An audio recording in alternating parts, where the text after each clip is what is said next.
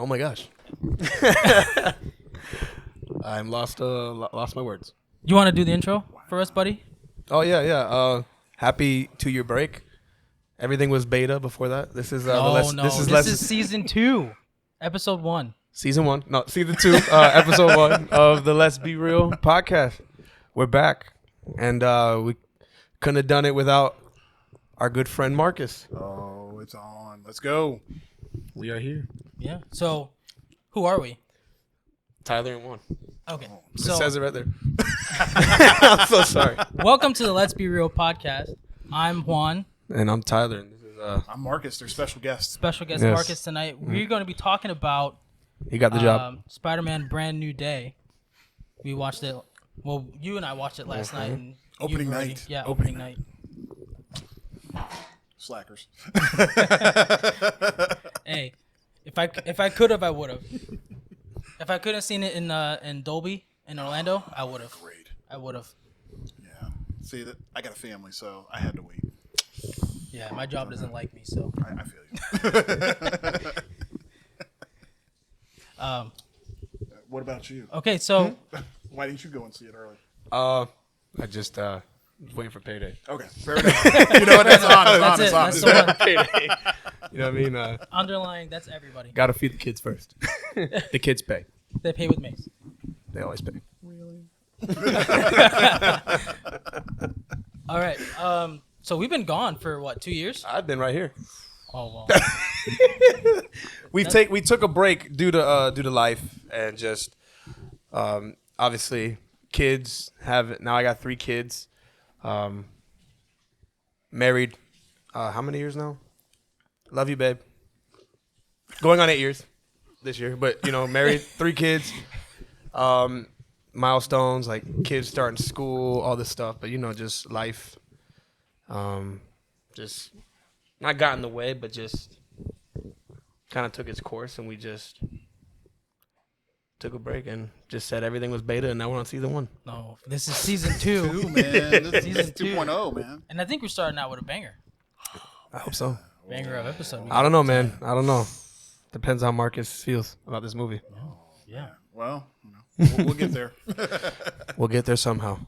What about you, Juan? Where you been? I've been right behind Tyler. The whole time over his shoulder. I was Playing some disc golf. Playing disc golf. yes. Just hanging out. just hanging out.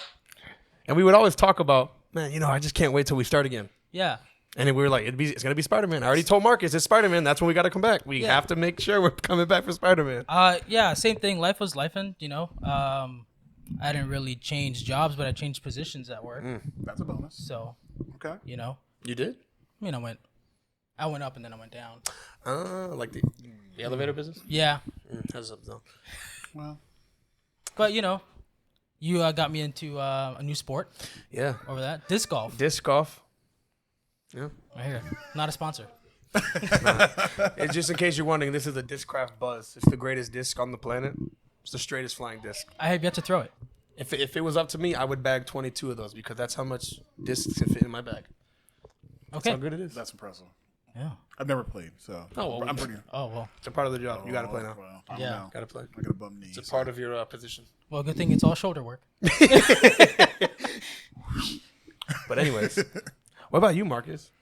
Oh well, I've never been here before. I know. I've First been time? I'm telling you, I've been in the background. I've been messaging and whatnot. So, but I get to teach. I'm a teacher here locally in the area.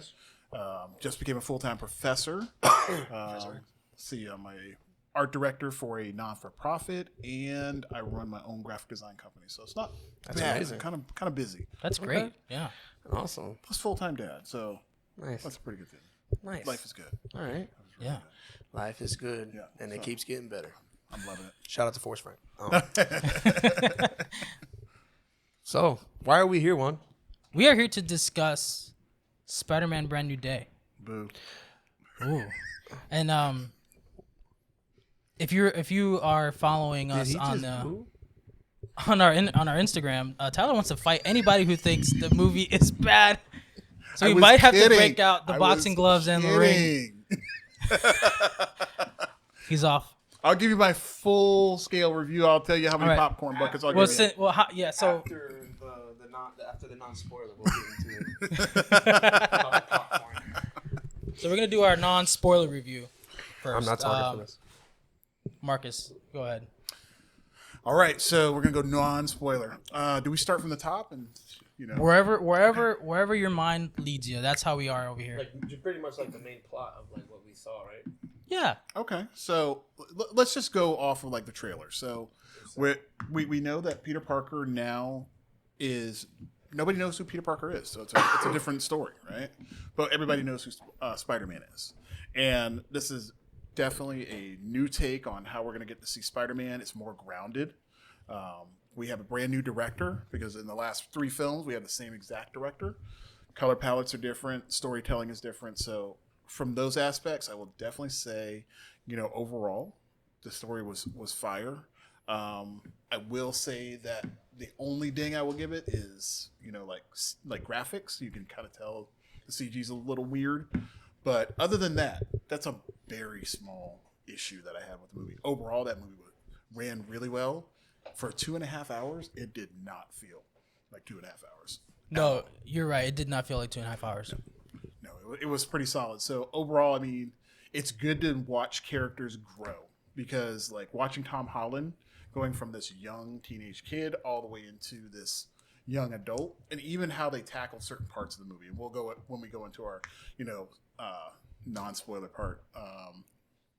We'll talk about that. But as far as seeing him grow into this adult and seeing him tackle, normal life, it was kind of crazy because it kind of like took me back to when I was his age. I'm like, oh, this is real. Like I'm trying to be independent and how am I dealing with all this stuff? It's kind of crazy. But overall, really, really solid movie.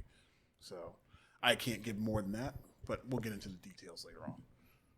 So who gets to go on next? Is it going to be you or you? All right, I guess I'll go. Okay. I'll go next. Let's go. All right. What are you talking about? No, I'm just kidding. I really, really enjoyed this movie.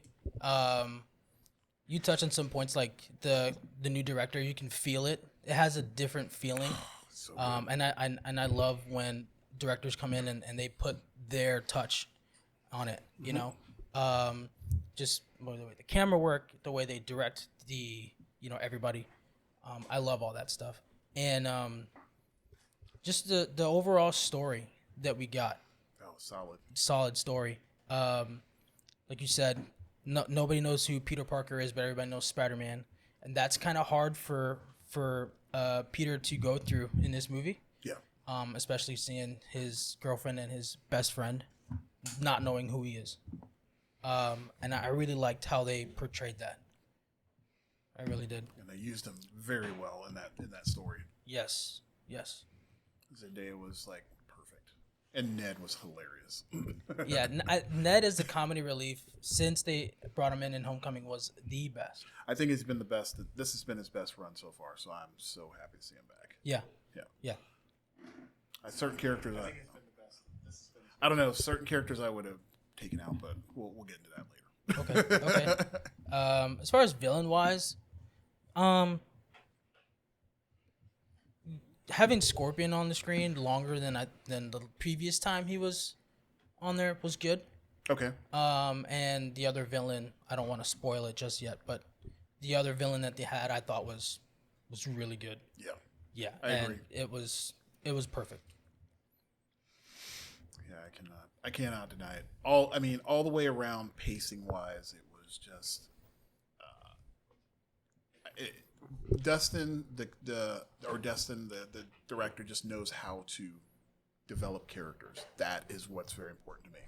He kind of reminds me of like watching Ryan Coogler, direct a movie. It's all character driven, and the action is secondary, which is for me. I love that. It's back to what Marvel used to be. Yes. And a lot of people will say like we don't really need more character development because we've been with this. This is the third or fourth movie with Tom Holland as Spider-Man. Yeah. So we do. He's such a Spider-Man has been around forever. Mm-hmm. There's depth to that character. Correct. So and every time a new person comes and plays that role of Peter Parker and Spider-Man, because there are two different characters that you can play. it's really good that we get more character development on that. Well, you got to bring value, and that's what. So, like, when we talk about Marvel, Marvel has always been about building up these characters. So we have our Tony Starks, we have our, Captain America's, Black Panther, and that's what they're doing. They're building and making it better and better and better. So, Are we done with this non-spoiler? You haven't given your thoughts. dude, you got to give us your thoughts. Initial thoughts. I would rather not speak about the non-spoiler, but just initial thoughts. You guys might think I'm super biased, but saw nothing wrong with the movie. It was great.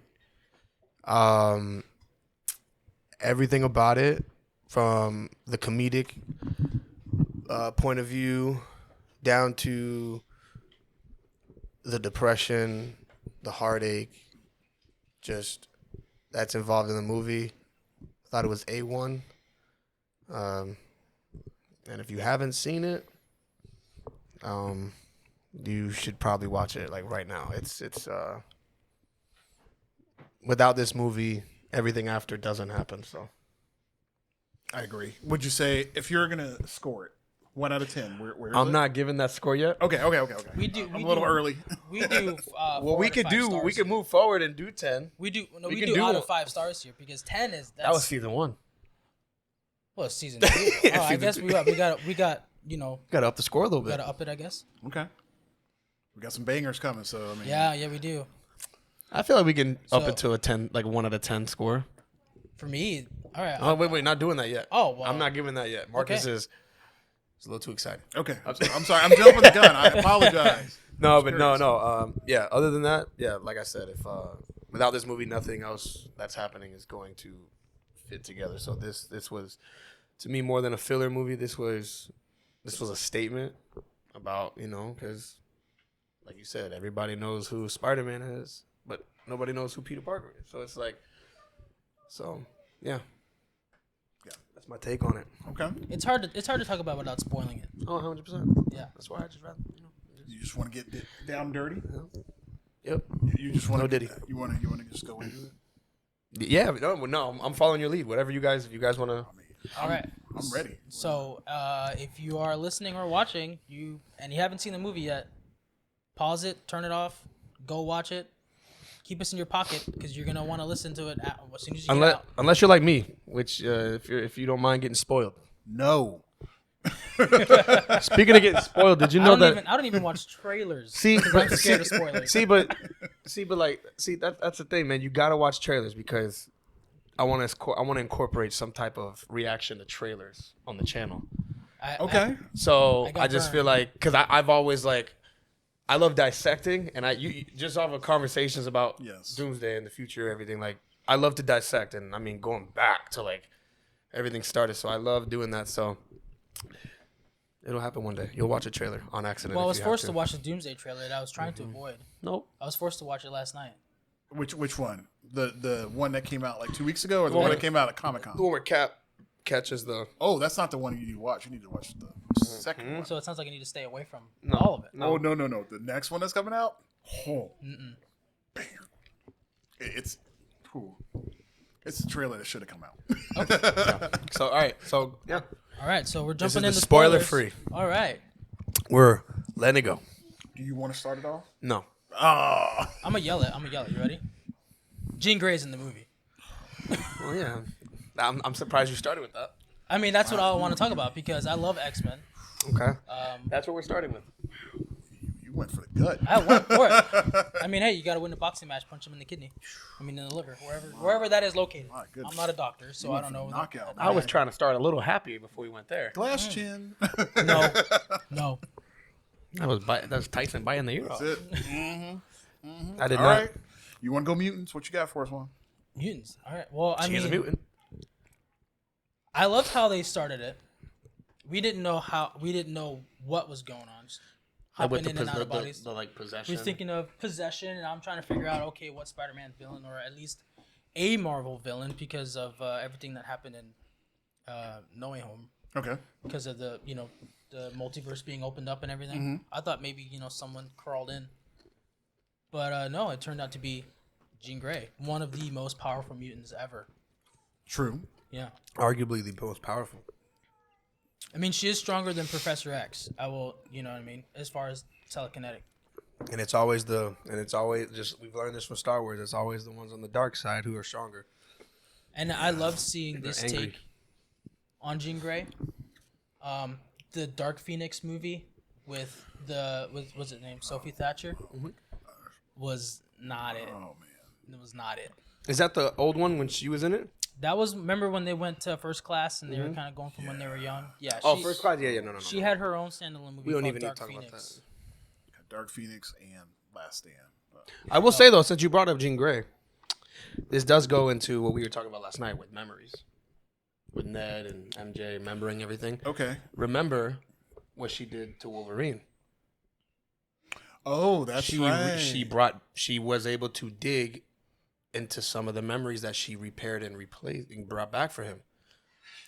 I believe that Ned wasn't saying, "Oh, you're the one that MJ said." No, I believe he genuinely remembers that's Peter. Well, hold on. Before you get that far, like you are going from one place.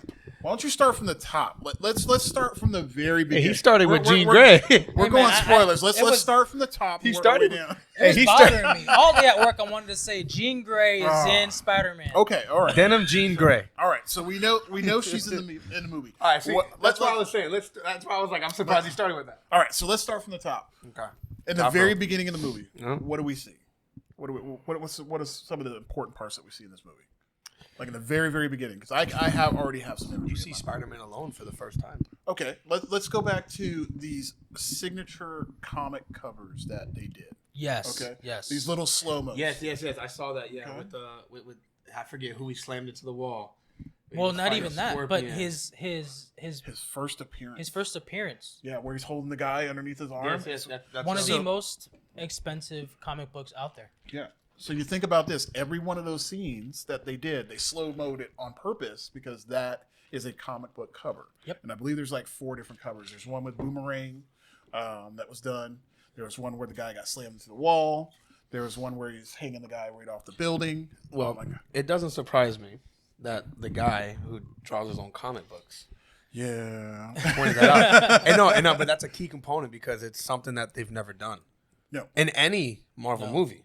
And Right. that shot is the most iconic one out of those. This is the one where he's gliding through the city holding. Yes. Yeah. It That's the most iconic. It is the shot. Like Yes. that is the one. Like if That anybody saw is something, Spider-Man. yeah, Okay. that's the multi-million-dollar shot for real.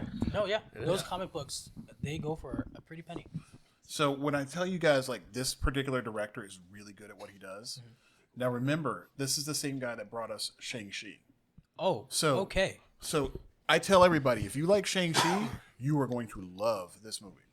So you know how people were like, "Oh, this is never going to work." Like we have this Asian focused movie, and everybody was like dogging it, and they see it, and they're like, "This is amazing." It is. So keep in mind, we get these nice fight scenes and everything that were in Shang-Chi. We get the same thing in this movie. All right. So going back to the character development, just in those first 5 minutes, when we see those frames of, of the development of Spider-Man, beautiful. Next, we find out Spider-Man now is alone, right? For the first time. Sorry, not Spider-Man. Peter Parker is For the alone, first time, we're seeing him alone. living in an apartment by himself.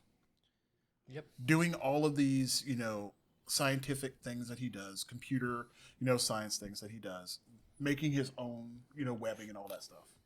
Kind of like when he first started, but it's just Basically, everything flipped. He's like a young version of Tony Stark, without all the fun stuff, right? And he realizes like he's got to do this alone. He's basically told, Doctor Strange, "Hey, I can't be here," just to save them, right? Mm-hmm. So we watch him watch his friends grow up without him. Yes. For 4 years, he's literally watching a podcast from Ned. Yep. The daily vlogs, and Yeah. that goes back to the heartbreak, and He's keeping tabs on Ned and MJ without it's like he physically being in their life. he's just getting to know them deeper, but just through a screen, and they have no idea that their best friend and MJ has no idea that the love of her life is looking at them through the screen. Yeah. And you know that it's killing him because it was the dream of the three of theirs to all go get to into MIT. MIT. Yeah. And they all did. And share an apartment together. But- and Ned and MJ did go that route. Correct. But Peter did not. Correct. Yes. You know, and he lives this double life where now he's a protector. He's now working with the cops. Mhm. You know, so I Which did was like that. which was cool. It gave me Batman vibes, like early in the detective ages of Batman. correct. Yeah. Not sorry to bring up Batman, but it just gave me that like view on things like that we've never seen But he from was Spider-Man. trusted, whereas Mhm. Batman had some trust, but they just didn't know what this guy was going to be. Oh no, break yeah. some Well, necks. I'm just saying from a fan's point of view, like, oh, he's working with the cops. Right. We haven't seen that in Marvel. We've never seen that, like a cop trust a superhero like that. Correct. Because, I mean, we're used to Jameson always, putting Spider-Man in the media, Correct. downplaying him, calling him a menace. Mm-hmm. I'll make him infamous. He wants pictures of Spider-Man. Yeah. That's it. And you guys realize we never got. He's not in the Bugle. He's not doing any of this newspaper Yep. stuff. This is him just going Wow, we through didn't life. even hear about the Bugle No, in this movie. this is about him That's growing crazy. up. So The Daily Bugle. I know. It was So different. Yeah, it was a Spider-Man. It was more of a Peter Parker movie Mm-hmm. Yeah. than a Spider-Man movie. Yeah. It was Peter Parker's focused, and Spider-Man was the secondary Absolutely. supporting character, Absolutely. which I love, because you need to have a good Spider-Man movie. You need a balance of both Peter Parker and Spider-Man. Well, I mean, Spider-Man was the comic that I grew up on, so I watched, this development when I was a kid. So watching this movie felt like I was reading one of the comics. You'd see Peter Parker going through Peter Parker's life, and again, you said secondary.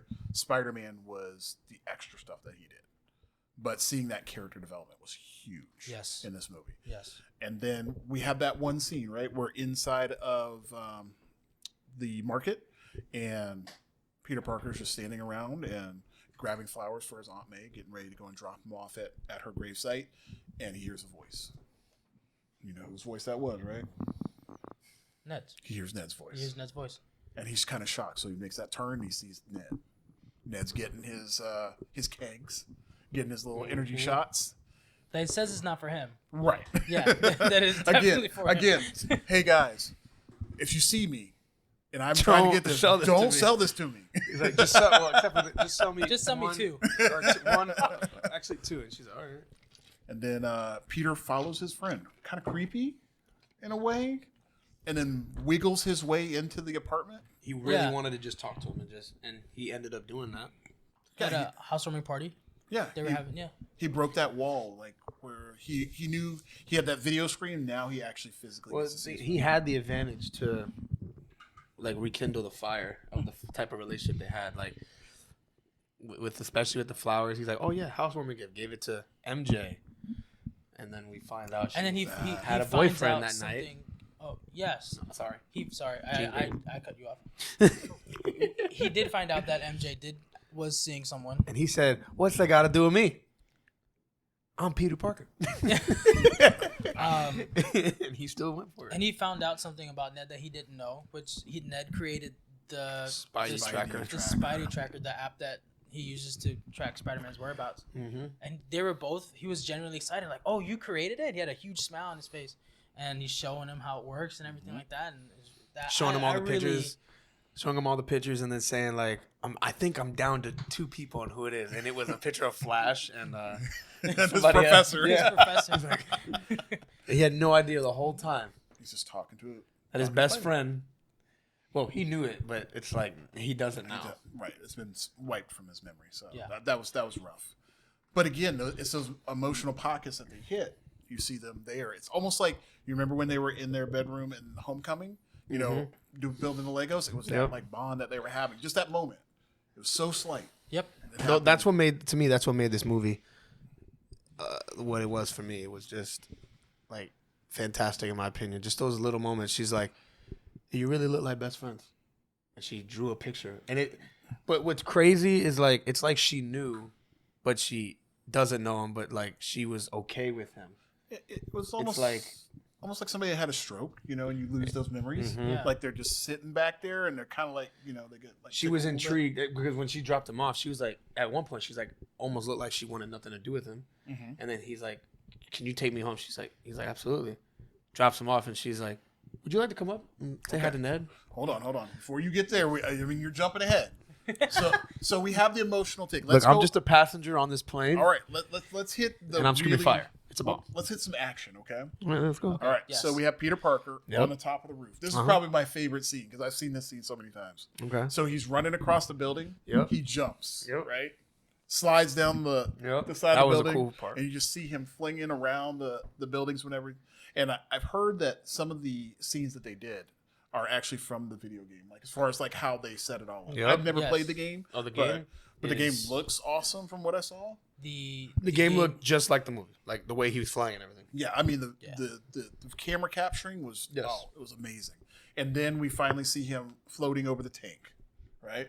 And this is where we get Punisher comes out of nowhere. Yes, which I love the Punisher. First time seeing Punisher in my I've never watched the Punisher show.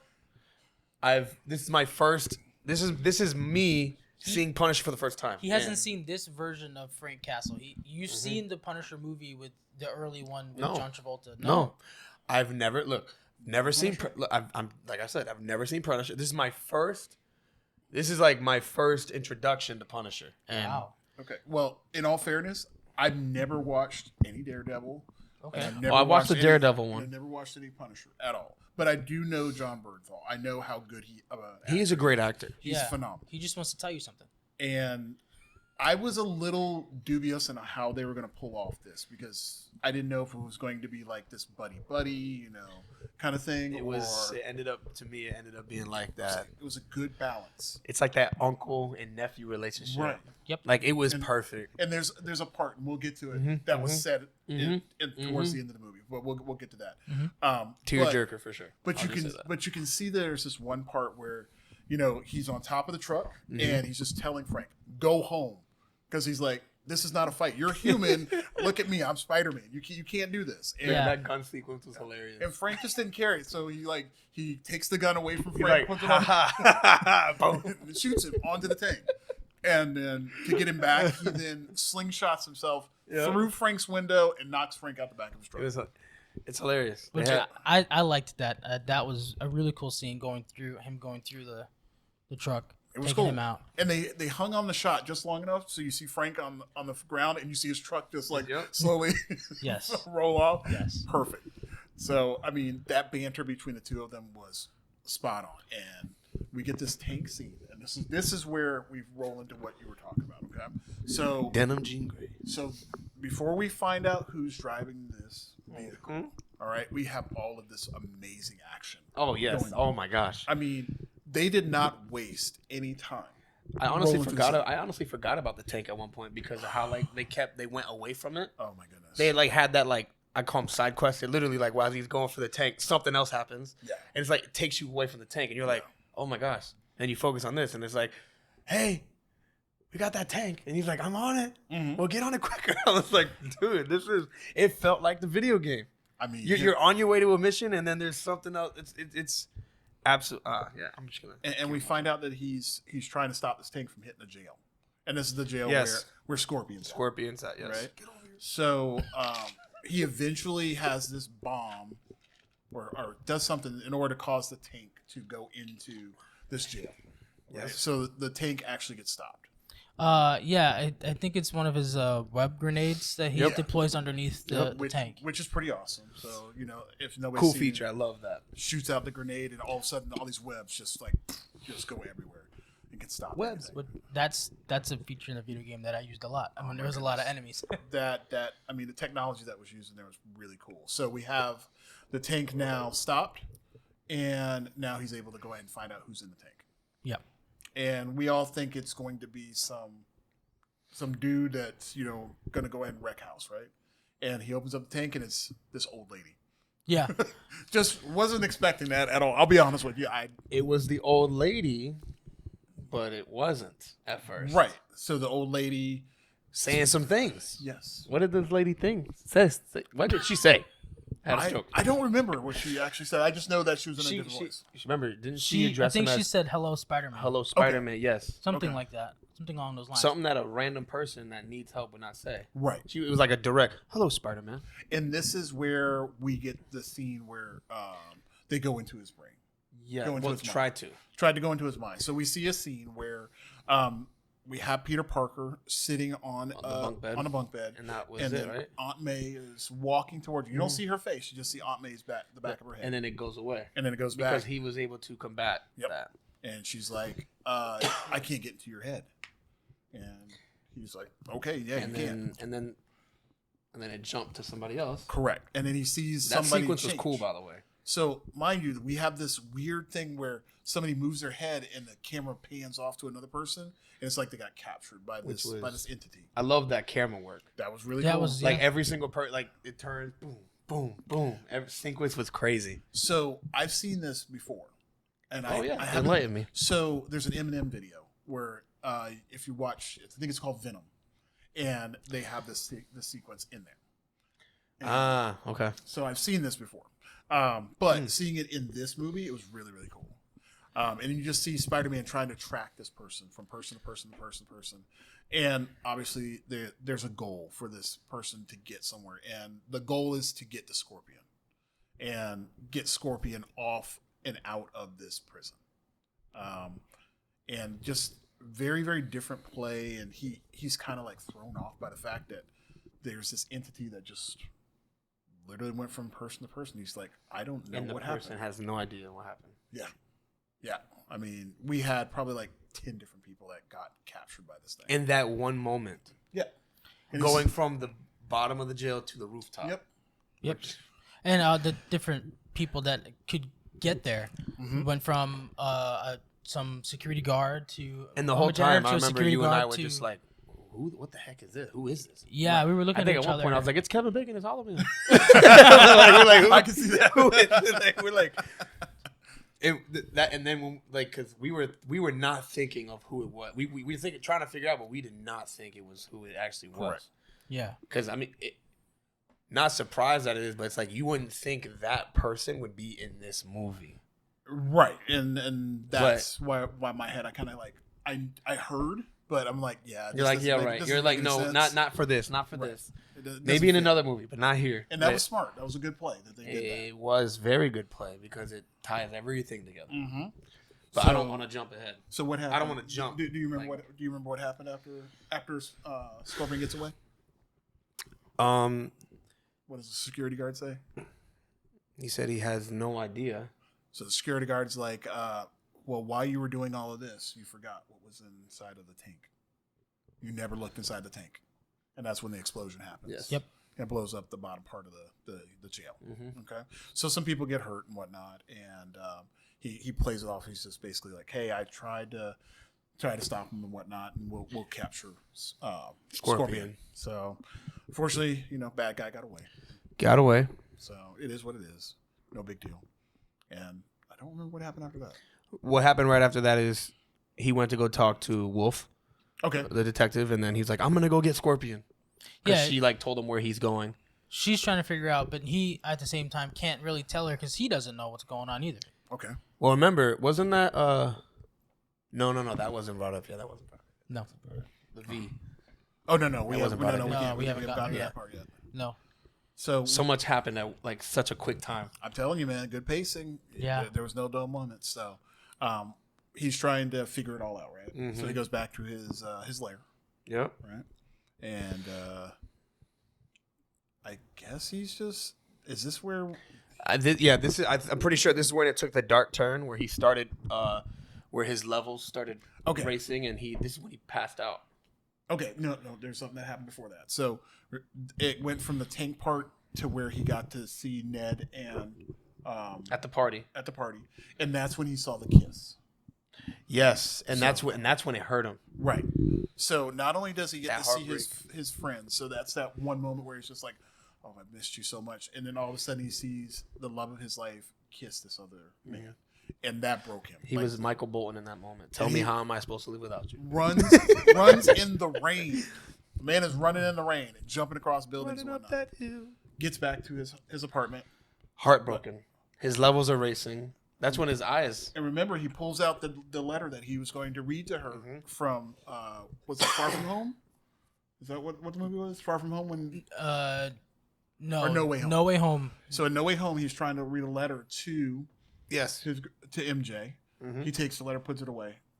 And then he pulls this letter out back again at this moment, and he's rereading it.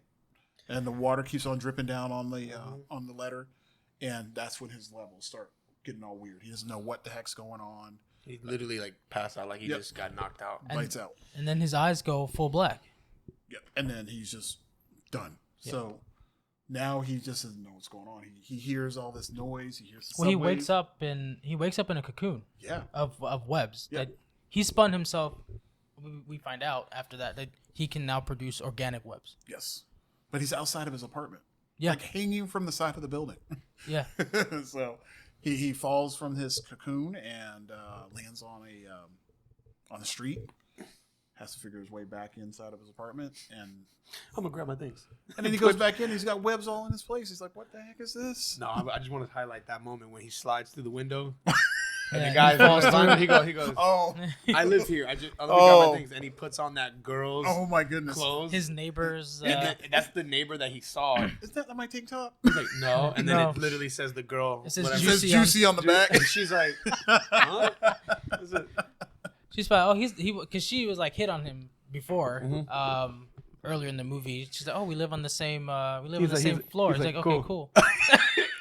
This man did that and then moved apartment complexes. I mean, moved floors up to the top, right? Yeah. He found like an empty room or something that the guy had for storage. Yes. He's like, it's not much. He's like, oh, no, I'll take it. Just so he didn't have to see her. That's rough. Yeah. That's dedication. He really wants MJ back. Yeah. Well, when you know, right? She's the only one that really understood him. Mm-hmm. So he's back in his apartment. He's trying to figure out everything that's going on. He goes back to his computer, right? And now he's trying to regulate himself, figure out why things are happening, right? So he's talking to what's the Evie. updated name? Evie. Yeah, the Evie. new AI that he has. Yeah, The new Jarvis. Vaporeon. that's pretty cool. Yeah. And she's telling him that his new levels of are high. arachnid The arachnid levels are way too high. could cause by Stress. anxiety, stress, high levels of stress, which seeing your woman kissing another man will do And that this to is you. when his young Tony Stark kicks in and tries to Fix the problem. fix the problem. Yep. Yeah, by building something. Well, he didn't start building anything yet. Well, not yet, but no, I'm Because saying like he- that's his solution was I need to get something After to control it. So he goes in. he tries to do like a little test run, so we kind of get a little flashback to Spider-Man 1 when Spider-Man is trying to figure out how to shoot his webs, and he's saying all the different, you know what I mean, fly web fly, you know what I mean? Yeah. No, I get that. And he can hear everything, like water droplets sound like right. bombs going off. Was that before he went to Banner though? That's not after. That is No, way this is before Banner. okay. No, because I'm just trying to understand. Yeah, remember 'cause- when he was trying to do the webs and he's like squeezing it out of his Yeah. arm? No, I get that. I'm just. So when he finds out that he has the heightened levels No, of yeah, arachnid, he he- goes to the roof and tries to Tries to do the little practice. test flight. And then test his whole journey on trying to understand everything, and he And then- goes and approaches Banner. Well, Well, no, not no, yet, it's more than because- that because then he goes off and he's starting to use it. Yes, and that's when he gets the encounter with Scorpion. Yeah, this is when he, But it When he almost wasn't killed a Scorpion. cop. It was Scorpion, but Well, it I was, mean- Jean Grey. Scorpion's possessed. Yes. Spider-Man almost killed a cop. So now, mind you, like Scorpion's whooping his hide, like really beating him up. Until And then all of a sudden, he uses the real Spider-Man. well, Scorpion tries to go ahead and take him out, Mhm. right, with the tail. Hits him like right in the face, right? And he just stops, and then that's when The eyes go black. The eyes go black. He gets like anger. Yeah. You know what I mean? Kind of like in Spider-Man 3 when he got the symbiote piece and he would just get angry. Yep. You know what I mean? It's almost like this. He's a Saiyan now. So. Yeah. Oh, yes, definitely. And he wrecks house on this guy Mm-hmm. to the point where he loses control, loses himself, and he at the that Reminds point, me I of was thinking, Captain America and the Falcon and Captain America and show where the other Captain America was like beating the guy to death with the shield, and he didn't kill him, but he was like losing his cool. Right, he almost did. And the thing is, I didn't think Marvel would ever go that dark again until I saw this movie, and I was like, oh my gosh, like he almost killed Scorpion. And he almost killed the cop because he hit the car and with Scorpion. He's a lot stronger. Yeah. So not only is his senses heightened, but he's also got like super strength. Right. Mm-hmm. You know what I mean? Which is rare because he rips off the tail from Scorpion. and he uses it as a. Oh yeah. That's what he hit the cop car with. Yeah, I mean, a lot of like viciousness, and he's outside of himself because he doesn't know, what He doesn't know how to control it. He doesn't know how to. I mean, keep in mind, all he knows is he's got spider powers at this point. He didn't realize that he was going to morph. He had no idea. He was basically molting. Yeah. When spiders enter their new age, they molt out. That's why we had that video. The spider molting. Get the spider video off. Yeah, which is Right. It looks gross. It looked weird. But it's Get this off my screen. Kind of he's. So it said that they spiders molt in their final form when they hit adulthood. Yeah. Yeah. So Peter Parker kinda was becoming a the kid. adult. Yeah. He was a kid when he got bit, and now he's an adult. He's in his 20s, mid 20s. Adulthood, yeah. So it he's- kind of goes hand in hand. He's a mature spider. Right. So we're starting to see Mature spider. a lot of those differences. So it's kind of crazy. So at this point now he's trying to do the problem. So he's trying to figure out how to regulate it. This is probably one of my favorite sequences. Like just this watching Hulk and Banner, just like this whole situation.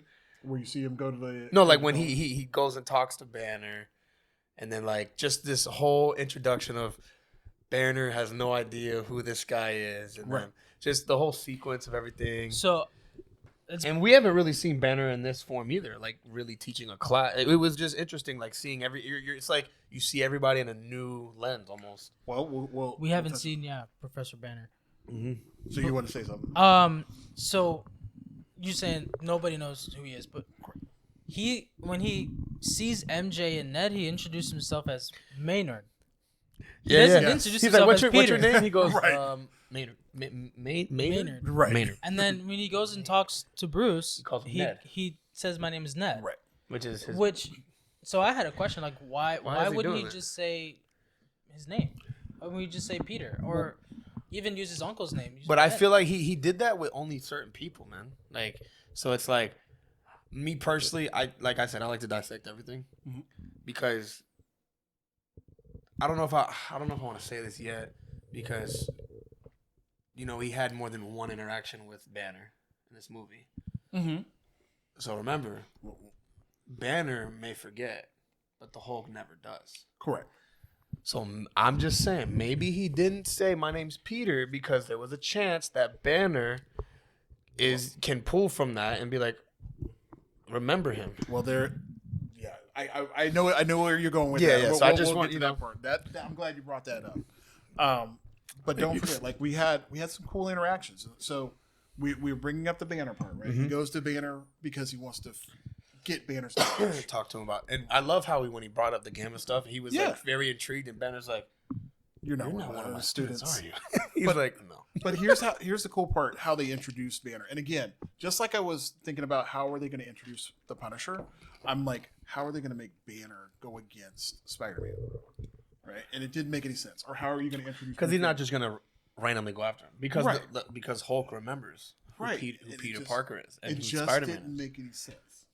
Right, so we get introduced to Banner, and they normalize Banner. This is the part that I really like. So he's now a professor, and the students are asking questions, and he goes like, "All right, guys, I can't be answering these questions and about the no more Avengers questions." And then you have his students in there like dressed up as Hulk. That was hilarious. It's like Hulk smash and all this stuff. I'm like, that's fun.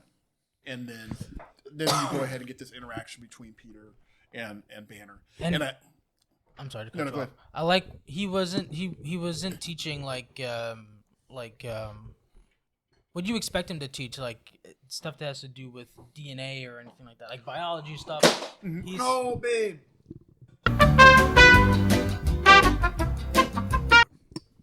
So I think that's where we were before. I think it looks better. So, like I said, that we have this interaction between the two. Now, this is the cool part. Now, you guys said, okay, he changes his name when he talks to Ned and MJ, and then he changes his name when he talks to Banner. I think this is a really cool development on the character because what do we have? We have 3 ways that we defend ourselves when we're stuck in a situation. We fight, flight, or freeze. Mm-hmm. And I feel like he was fighting against that issue. So that's why he's like, I can't tell you who I am. Because I feel like if I tell you who I am, then it's going to mess up something. In reality, he was just protecting. He was just trying to keep everything the way it is. And we find this out later on down. Mm-hmm. So he gets the information that he needs to go ahead and control the genes and channel the genes so that way he can kind of normalize himself. Mm-hmm. So now he goes back to his science roots and he builds this regulator that he puts on the back of his neck. And it kind of works for like a hot minute. Like 30 seconds. Right? And then it just... And he's like, well, I'm going to just have to go ahead and keep myself normal, This is kind of like a play on the Iron Man 2. Mm-hmm. Remember when Iron Man was trying to regulate himself? Mm-hmm. It's kind of like the same kind of system that he was doing. So I think that was a good callback. And then he ends up going in, running into somebody. Trying to think of how that works. Where's he coming? Where's he?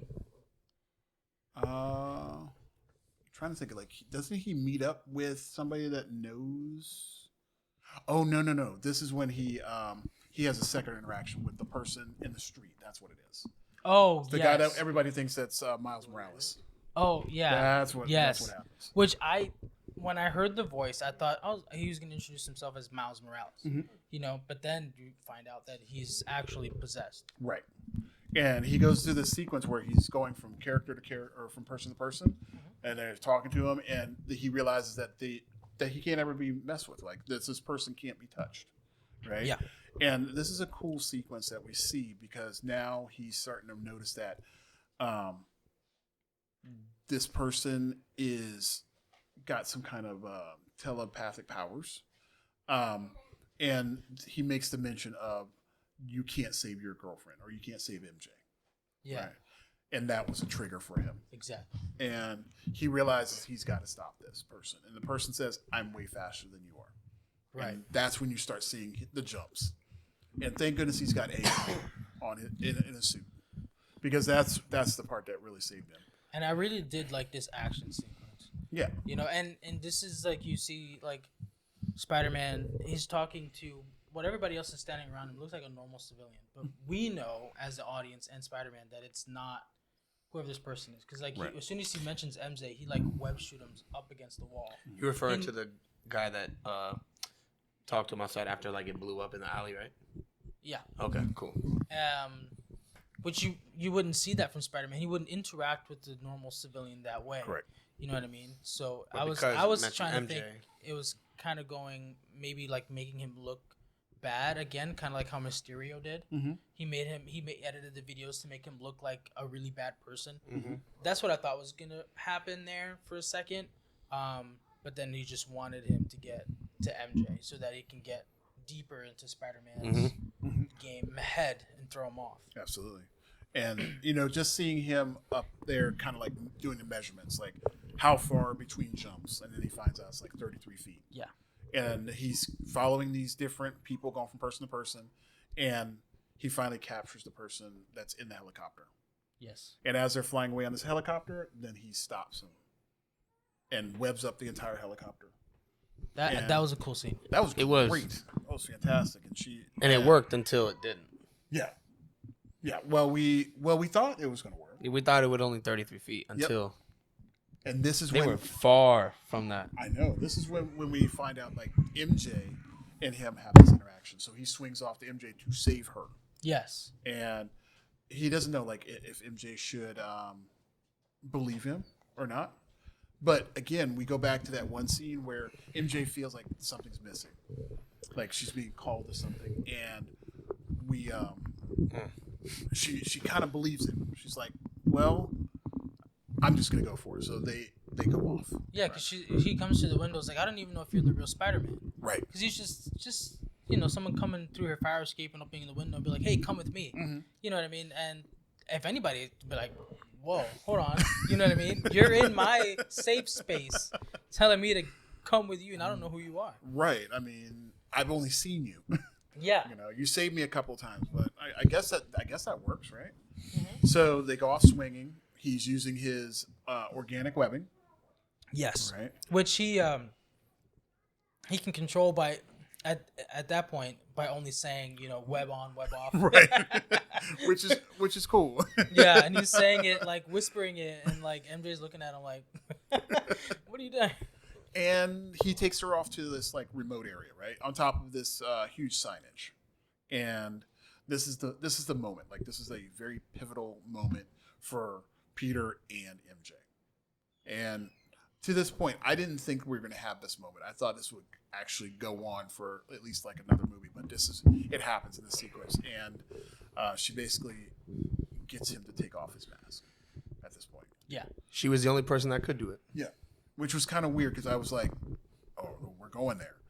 Because it got real, like, I'm sorry to cut you off, but it got very, things happened really quick in that, and when they went to, right, when they were there, yeah. Because it's mentioned. This is on the rooftop, on the little balcony part. Actually, before she got the mask off, she gave him the kiss. She kissed him similar with the mask on. Similar to how we got in the previous Spider-Man movies, where only just up to the nose. Right. It was almost like that romantic moment that we have where everything. I was hoping it wasn't what it was. I was like, I hope it's really MJ, and then Juan was like, it's not MJ. I'm like, I hope it is. I could just feel it. Like, it was too. It's too easy. Too rushed. It was too quick. Right. You know what I mean? Because you've built it up, and then 45 minutes into the movie, you're okay. She's back. It didn't feel right. And that's good. I'm glad that they actually did that. Yeah, I love that stuff. Because it's that misdirection, which is very well done in this movie. And then it also what makes a good villain is when you can make the audience feel that the main character that is fighting against this person can't win against them no matter what. Correct. And even when they think that they have them trapped into a corner, they're like 5 miles ahead. Correct. And that's where we got with that scene. Yep. It shows him like how strong she actually is. Yep. Got she can jump farther. Yeah. Got a chess player. She was playing chess and he wasn't even in the room. That's right. And she actually puts him on the edge where she actually pits MJ against him. Yeah. And he then turns to that spider version of himself and puts MJ over the edge. Yes. Oh, yes. I mean, that was... He said, you get out of her now. Yeah. Yeah. I just didn't know we were going to have this Gwen Stacy moment, and I was like, oh, man. I was like, this is gut-wrenching. We're actually going to take her out right now. This is going to be big. Yes, when she pushed herself off of Spider-Man, she was falling, and then she jumped out, and it was back to MJ, which she doesn't know. You don't know, right? You don't remember. Right. You're just one spot, and then magically you're at another. Yep. And when he was going after her and he shot the web, I'm like, oh no, this is exactly how Gwen Stacy died. I felt it. And for those of you that are not familiar with Gwen Stacy, this was like the love of Peter's life, and he tried to save her and snapped her neck, or snapped her back and killed her. Andrew Garfield. And her head. Andrew Garfield's love of life, which is my favorite spot. Yeah, so that was an Amazing Spider-Man 2 yes. with Electro and Hobgoblin. Electro, great villain, by the way. So if you want to know what that's about, that's what that is. Yeah. But that was kind of triggering for me because I was like, they can't do this.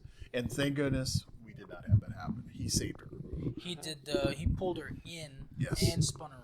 Right. Instead of he took all the impact. Yes. Right. Instead of the whiplash. All right, and this is your part. This is the part where you really like it. So, going back to what you originally said. Yes. We're on the street. Started like this, right? We have a gentleman coming out of nowhere. The Spider-Man's like, "Nah, you ain't gonna take out my girl." Yeah. So he's holding her tight. And that guy was possessed. Right. He was possessed. Basically, he's just an Uber driver. Yep. Oh yeah. And then he goes and he's like, see some strange things in this situation. Peter the note that he had because that the villain of the story had been in the apartment. Yep. This whole time, but she took the note. And I say she because we're going to go to who she is. Yeah. Right? Mad so Max. gives her the note and basically, to paraphrase, says that I can catch you at any time. Your girlfriend is never safe. Yeah. Right? Goes back to the car. I guess this guy's an Uber driver. Kind of. Right? Yeah, someone. Yeah. And Peter catches a glimpse of a person in the back of the car. All right, Juan, who is our person in the back of the car? It's Max Greenfield. No, it's It's Mad Max from Stranger Things. it's Jean Grey, portrayed by Sadie Sink. Oh, my goodness. Oh, She did phenomenal, by the way. man. If you've seen Sadie Sink outside of Stranger Things, She was running up that hill. She's a really good Oh, actress. man, she's phenomenal. She's so good. I thought this was peak Sadie Sink. This is her best. Oh, man. This is like what we should have gotten in Stranger Things. I'm not going to lie. This is like... We'll talk about that another time. Yeah. But because that's a sensitive topic. Okay. She almost died a lot, though. I'll say that. But yes, this was peak Sadie Sink. This was the best version of her, in my opinion. So I don't know if people caught this, but she basically told the Uber driver where to go. Mm-hmm. Told the Uber driver, we need to go to the college. Go get Banner, right? Yep. But some people I talked to had no idea where she was going. Oh, as soon as she said university, I knew. Yep. I knew. Yep.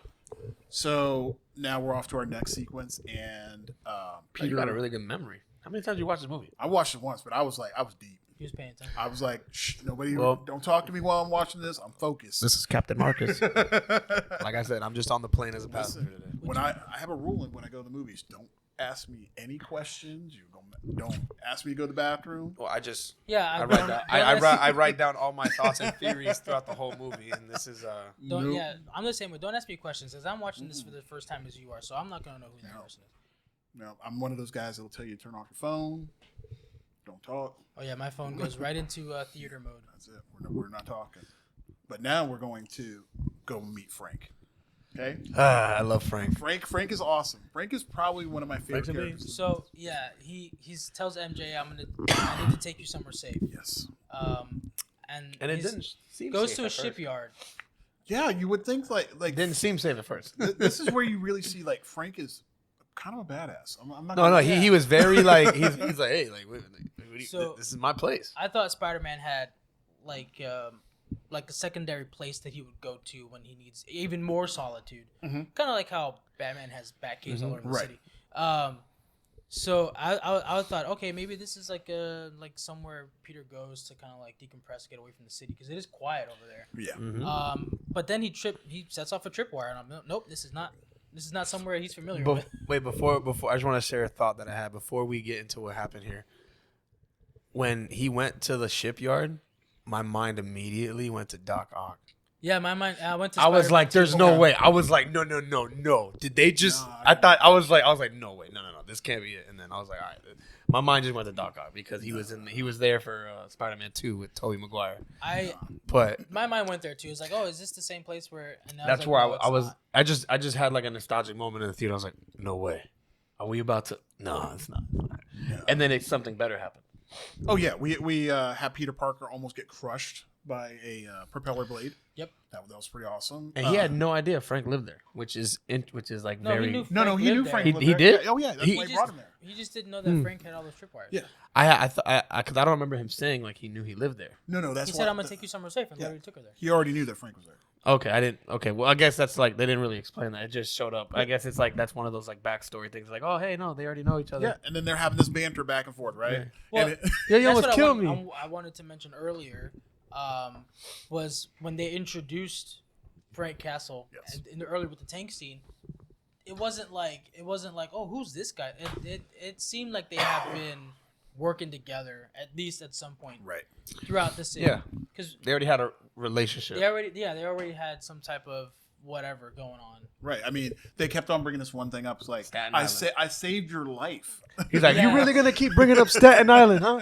You're just never gonna let that one go. And then the sequence when they're talking over each other, and he's like, like, I "Ah." had to kick him like that. Spider-Man does the motion with the leg.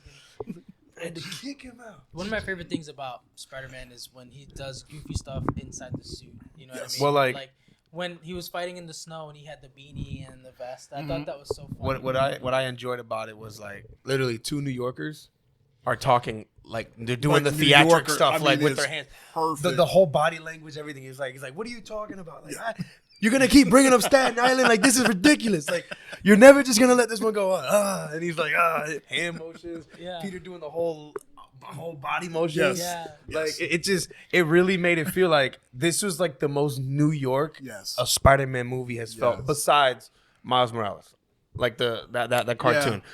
But this shows you how big New York really is. Like there's different parts of New York. Like Miles Morales was like in the heart of Brooklyn, like so different style. But like this was like the upstate New York, the accents and like just it just like man like. I feel like it's like, hey, this is like, hey, I feel like I'm gonna see a few guys from the Goodfellas, like Robert De Niro's gonna pop up, or like just somebody. Like it was really enjoyable to see the comedic feel and the theatrics. That's what really made that part come alive, and they like exaggerated the theatrics, which makes it even more New York, in my opinion. Just And then, so the safe space is Frank Castle, the Punisher's house. There's a houseboat, not in the water.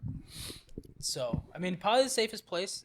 I mean, I don't think anybody's going to come looking for the Punisher. He's and whoever knows where the Punisher is, they're not going to go there. He's the type of guy you don't want to go looking for, and you also don't want him looking for you. Yeah. But He's not. He's fearless. Yeah. Agreed. And he has nothing to lose. I mean, he has. He's lost it all. He has nothing, but that's what makes him scary. He has nothing to lose. Yeah. He lost everything. So we go into. He even brings that up too. Oh yeah, well we get that. He doesn't bringing it up. He doesn't bring it up in conversation, but he's like, don't you dare touch any of that. Like, so he has the wall of his family. Yeah, and that's where we see the pictures and everything. So again, it's the character, right? We're getting value of the character. So. They're introducing him into this type of role, and it's the development. Yes, because you do have the Punisher series with Frank Castle, so it's like that build up to this. So we don't have to go through all this like exposition. We have just these little moments that make sense. It's like it almost seems like I have it in like my notes that I wrote, but like which I'll share later. But like it's kind of like everything was placed in the perfect time. Like there were certain things that weren't needed like a build up. It was like it's like Frank and Spider-Man already had this kind of relationship, this kind of thing. This was the right time. Like there was a build up somewhere else in another thing that happened. Like it's just like okay, like what we were just talking about. They had this working relationship. They just know, but like the chemistry's already there. But I mean, it's so good that you're like, did I miss something? Do I need to see this? Do I need to go rewatch another movie? Like, was there like a cameo of the Punisher? Right. Was there in the Punisher show? Did Spider-Man make it? Like, did we miss something? Because like I've only seen the Punisher series that was on Netflix. Right. When Netflix had their own thing, when he was introduced in season 2 of Daredevil, and then he had his own show. Was that with Frank Castle? And the Punisher. And then he, I know just recently they had one on Disney Plus. Disney Plus has going along with the new Daredevil shows, but I haven't seen those yet. I assume that this was just set up for this movie. I don't think there's anything like that. This is one of those things that they could use like as a stinger at the very end of a movie. I don't know, man.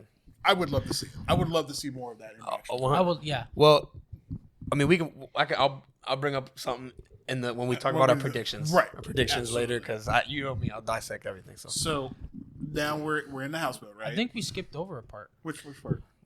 When he goes to someone's office. No, that was after this. No, this was before man, this. we missed a whole big part, like a huge piece. Oh no, yeah, because he went to go look for Scorpion, and then he ended up talking to the his name is Bill something. No, we missed a huge piece before that. All right, come on, Captain Okay, Marcus. all right, I've got to roll it back, okay? Yeah. You can't have your flight attendant directing the flight now. So sorry. Gosh, so man. let's go way back before we go way back like a Cadillac. The guy at the office, right? I can't remember the agency that they're at. How can we, wait, no. How can we? There's two offices that he visits. Right. It's let's go to the first office. It's like a defense. You got to defense something. Well, before we go there, where's the first office that we got to go to? We got to go to the little spa. Yelena. Thunderbolts. Take off your outfit. Take off your stuff, right? Thunderbolts. Yeah. And I see your belly button.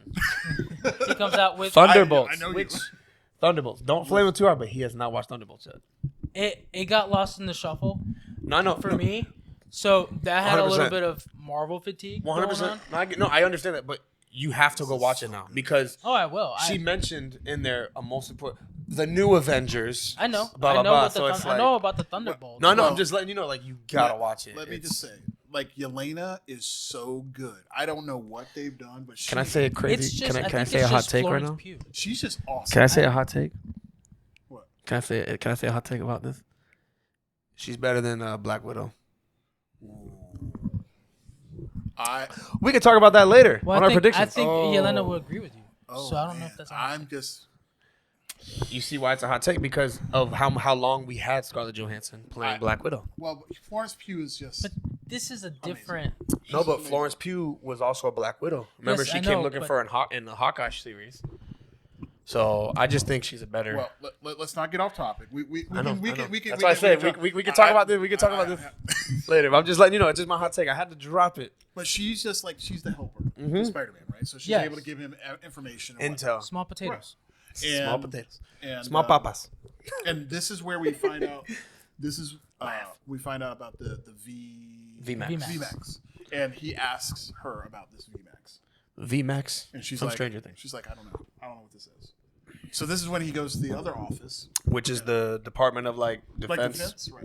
It was the There's a building name for it. that It's a name. That they tried to blow up. Yeah, But it's a name. It's damage control. Yeah, Yeah, damage there control. we Yeah, go. Yeah, Okay. which also is a tag team in. Which WWE. I had a weird feeling about it at first because it's like damage control. He seemed too obsessed with weapons. Well, okay, so we have weapons of old. So Vulture's old weapons. Yeah, Or, like the shocker. The shocker. But yeah. like when I saw that, when he said instead of taking this and making it like bad, he's like we take it and we make it we use it. That told me right there. I was like, he's a bad guy. He's obsessed with weaponry and he wants to like do bad. Correct. Which So- we ended up finding out Here's that the thing about that. Spider-Man going and meeting. I don't remember the guy's name. Bill. Meeting with him. It was Bill. Bill. William. William. William. So William the Bill. you got two guys, seemingly at this point, trying to figure out what's going on. What's VMAX? What's VMAX? Yep. And there's only one person that knows. And they're both had their own secrets. Spider-Man's he can't tell everything to Bill because he's a superhero and it would give away his position, give away everything. And Bill can't tell him then everything either. Bill can't say anything because damage control is a government private contract, whatever. Correct. You know what I mean? To help clean up the city, Right. You know what I mean? Before they move them on to what's it, Rikers? Yep. So Yep. Yeah. Right. you know what I mean? They can't. They're trying to figure out without giving a lot of information. Right. And this is one of those things. There's too many secrets. Where they drop a little hint of somebody that's actually one of our antagonists before we even know who it is, right? Yeah. So we got to go now back to where we were at, right? So, Boathouse.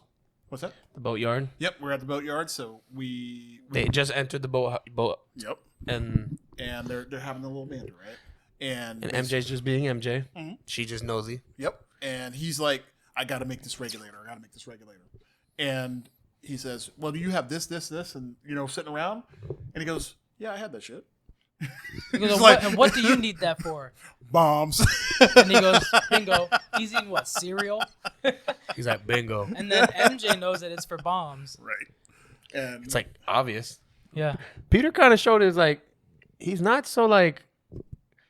He misses obvious clues. yeah, Well, he's like a book smart type of smart. yeah. It's just funny to see that like somebody like it's just you don't really see that much. Well, keep in mind, I mean, he's a little thrown off. He's got his girl there, so his game's a little weird. Yeah. He's around two people that he trusts, but he still has his masks on. Absolutely. So he's still hiding. I love the whole thing with Frank and Spider-Man, man. He's like, you even keep the mask on for her, huh? He's like, if I was you, I would not. I wouldn't hide. I would not hide myself from her. Totally. And it just like you kept getting little hints of like towards like it's like who are you? Like, are you Peter or are you Spider-Man? Like it's like Frank, and that's where that whole when they quoted that towards the end, it's like Frank dropped that nugget right there. He's like, I wouldn't hide myself from her. That was a huge. That was a huge, and you could tell Spider-Man's like, Peter's like, yeah, this is, I don't want to hide. And then it's just he tried he to me like he stressed himself out just trying to hide who he really is. Well, before we got to that, remember we have another piece, right? It's building on itself. So before that, we have this moment where MJ shows at her smarts, right?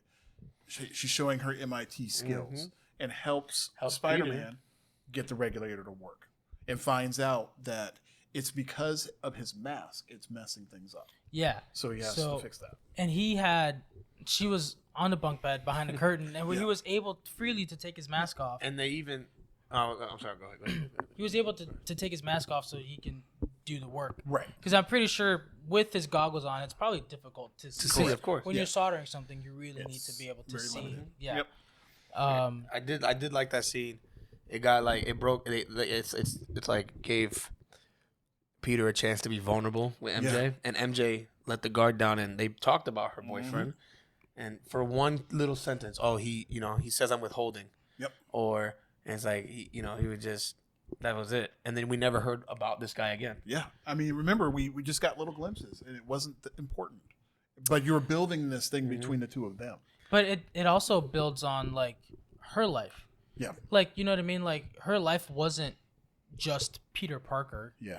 She wasn't just Peter Parker's girlfriend in the previous movie. She had her own life. Right. She had, you know what I mean? And then without him there, she was able to. Yeah, she did, but I still, I would just have to slightly disagree, because when she was telling Peter later down, she pretty much was talking to him like she had a missing hole in her heart, a void that needed to be filled. So Absolutely. It's like he was the glue for her. Like, yeah. And like, but what I'm saying is like character wise, you know what I mean? No, I mean, like, well, yeah, that's. It just kind of builds up, you know what I mean? Kind of like how Ned had his own internet thing, and MJ's got her, she's got her boyfriend, and she's focusing on school. You know what I mean? But I mean, she always felt like something was missing. Like, yeah. There's a oh yeah, you're always gonna feel something's missing when something like that, when someone so big in your life gets removed. Right. You know but before we get there and get lost on that rabbit hole, I know there's other things we got to address. But remember, first. like now, this is where it ties into where Frank and Spider-Man. So Spider-Man, aka Peter Parker, sitting at the table, and he fell asleep with a letter. Okay, because remember, he got the letter from Sadie Sink's character, Jean Grey, and you're talking about Peter falls asleep. Peter falls asleep. Yes. And this is where they have this back and forth, and he's basically telling Peter Parker, you need to take off the mask when you talk to her. Like, she's important to you. Yep. Show her who you are. And he's like, if that's your girl, you. Right. And he leaves the letter next to his coffee and goes off to do his thing.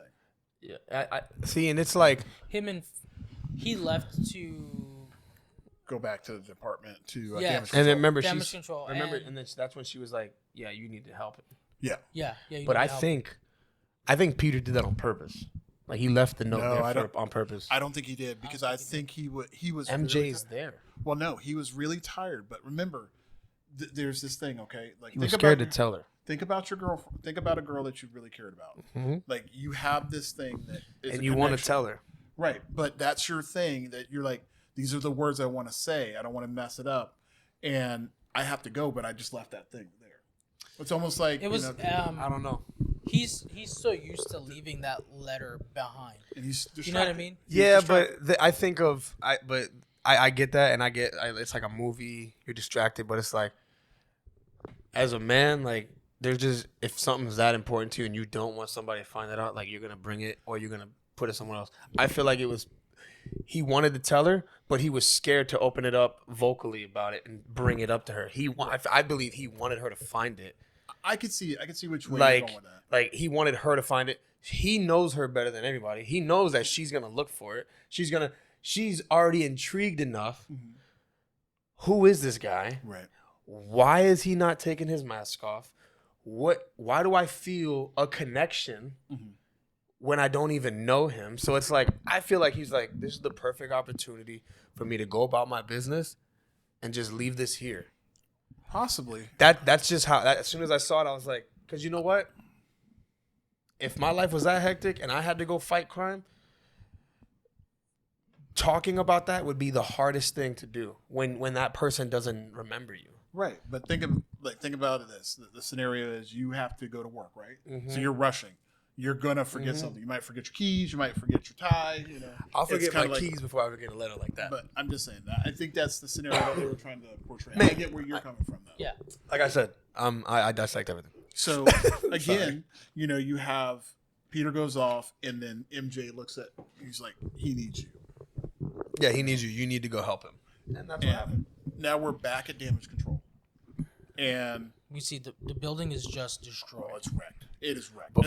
As soon as he gets there, it's like, oh, who is here? Well, here's the thing. Like, you know that, you know, Sadie Sink's MJ is there. Mm-hmm. She's trying to figure out what VMAX is. She's going through the computers.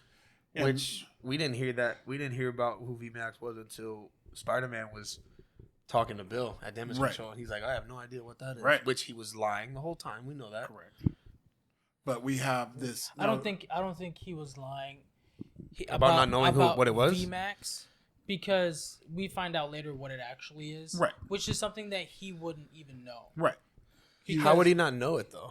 It's just not something that he would know. I mean, it's so just ambiguous, especially when you find out what it actually is. Yeah. Because VMAX isn't a person, isn't a thing. It is. It's not. It has nothing to do with damage control. It has something to do with damage control, but it's nothing that it's significant that it's like it's a box of gamma radiation. Well, why was this so important? Because that was the only thing that we find out later that telepathically, the person remembered. Yeah. No, well, telepathically, Jean Grey's sister spoke to her from across the country, and all she said, her last words, her dying words were VMAX. So we're probably not going to find that out until another movie. No, we found out what VMAX was later in the movie. Yeah, we did. I guess I must have just missed it. Don't worry. was- We'll remind you. It'll make sense for you here in just a couple. So before then, we hear all this banging. And in my head, I'm thinking like Jean Grey showing off her skills now, right? Like showing her real powers. Yeah. And all we hear is just banging. Just And somebody they're hammering at it, something. Yeah, trying to get the Bill and all of his associates behind this big wall. And I'm like, ooh, what is that? And I hadn't remembered that she had gone to the university. So, of course, we go into the damage control and it's wrecked. And I thought it was Sadie Sink that did all this wrecking. Come to find out, Spider-Man walks in and we get encounters with the small Hulk at first. It's with Dr. Banner. Hulk. It's Banner Hulk. Banner Hulk, yes. Which, yes, I'm He's not a still fan. powerful. Not a fan. Oh yeah. I'm not gonna lie. There's a couple scenes in here. I was like, I got excited when we saw the OG. oh, hold on. Before we get to the OG, now Not Nick Fury. you remember the scene from Avengers with Loki, Yes. right? Yes.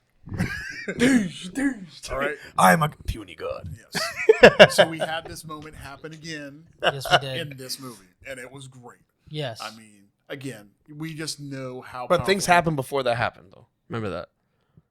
I thought he was Banner Hulk at this point. No, yes, but that puny god moment didn't happen when he was Banner Hulk. Okay. Remember that. I'll go back to that later. Okay. So we have Banner Hulk fighting Spider-Man. And Spider-Man's trying to. He's like stop talking to him. Right. Remember, he's Banner Hulk, so Banner Hulk does not remember who Spider-Man is. Correct. So we're gonna go back to your theory. Which is very interesting because it's like, hold on, he's the Hulk. Wait, but he's still Banner. He has control. he can talk. He doesn't. Well, he Banner can Hulk speak- has control. He can speak full sentences. Right. He Which is- doesn't rip out of his So that would be clothes. more Banner than Hulk. Still. Right. Yeah. So that means he doesn't This know is- who it's- Peter Parker or Spider-Man is. It's the Hulk that Banner can control. Well, no, yeah, 'Cause he, yes. like his whole thing was trying to control. No, yeah, for sure. what I mean? But what I'm saying is, he still does not remember who Peter Parker and Spider-Man is because remember what I said earlier about Right, and we're gonna circle back to that Yes. here in just a second, I promise. So they're going back and forth, right?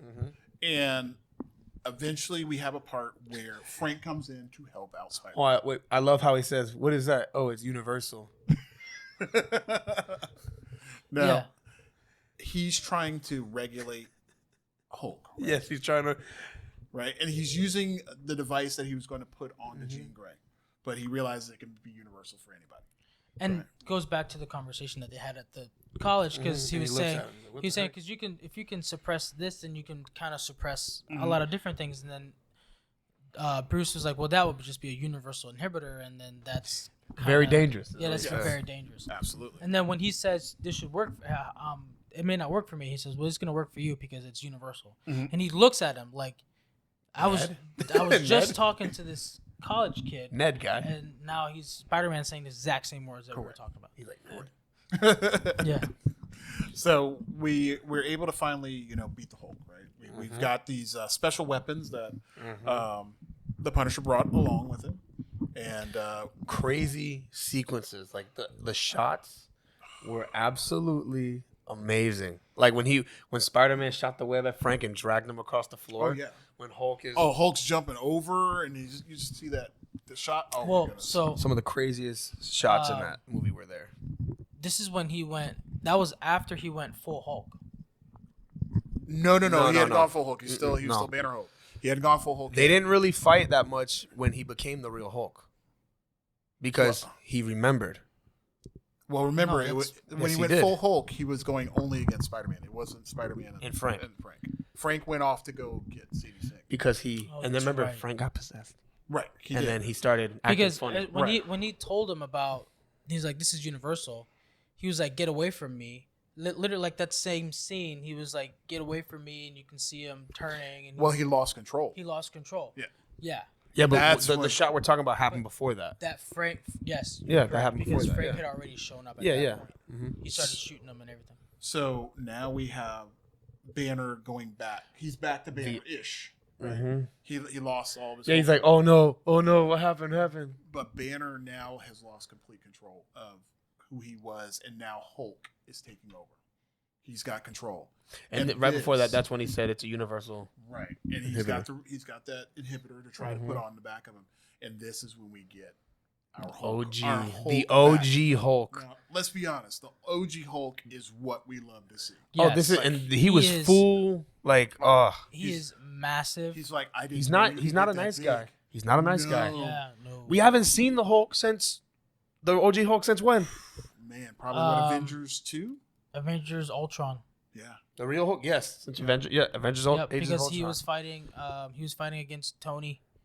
Oh no! We saw him in Infinity War. He got beat by Thanos. That was the last time we saw him. OG Hulk. OG Hulk. Remember? Are you sure it's OG Hulk? We have a Hulk. He comes out. It wasn't Banner. No. Oh, that's right, because he was with Thor. Yeah. He was his face. Thanos- That's right. Because Thanos wrecked he house. didn't. That's he right. didn't change. He didn't.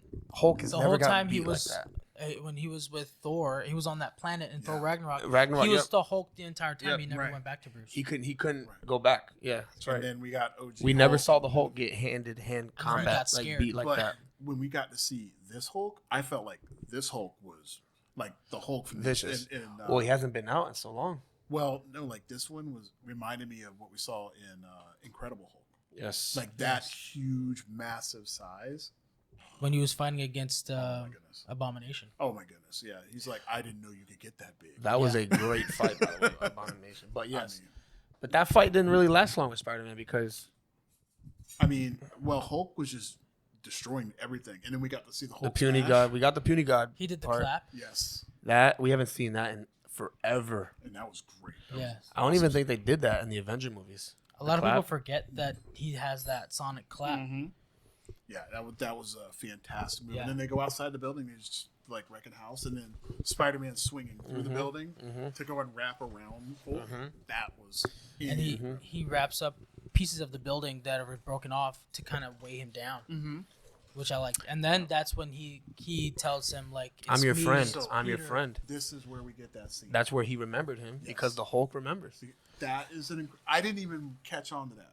And the Hulk, he gets really angry, but he has a soft side. Remember, because Natasha. Let's say the Hulk has a heart, But man. Hulk can remember, like the Yes, the Hulk Hulk can remember because Natasha would calm him down. right. You know what I mean? And she would be like, "Hey," and put her hand in his. He's like, I'm your friend, and that's when you kind of see that fury. Just Hulk went from that stop. to like, "Oh my gosh, you are." and then his hand, He fell.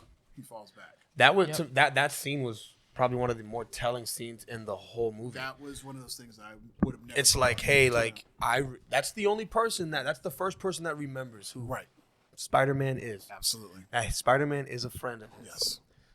Absolutely, and that was very telling. I didn't catch on to that one. So now Hulk is out of the game. He's done.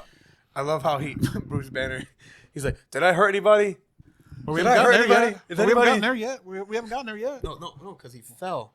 Yeah, Well, no. Hulk, now we still got stuff going on in the building. Right? Well, because I only said that because you said Banner was gone after that. No, he's out. Hulk's out. No, like he's down for the count. That's right. There's other people in the building. Yes. All right. So still got we have Frank, Jean Grey, and Frank. Right. Frank's trying to go find Jean Grey. Acting He all tells funny. him, he said, "Don't get within 33 feet." What's the first thing he does? He finds her. He didn't get in with 30. She was just there. She was there. And Well, okay, yeah. Like he was doing his job trying to find it, but and then as soon as he saw it, And then he was seeing acting funny. He was hilarious That's what I was doing about that. to say. He was him acting all straight. acting like like a little more feminine. You know what I mean? Because he's a real butch. He's a real butch guy. so he's going through they're fighting, right? Hulk and them are fighting. He and grabs he's doing all that stuff while he's doing it. He grabs all the bombs Mhm. and then lights up this entire vault.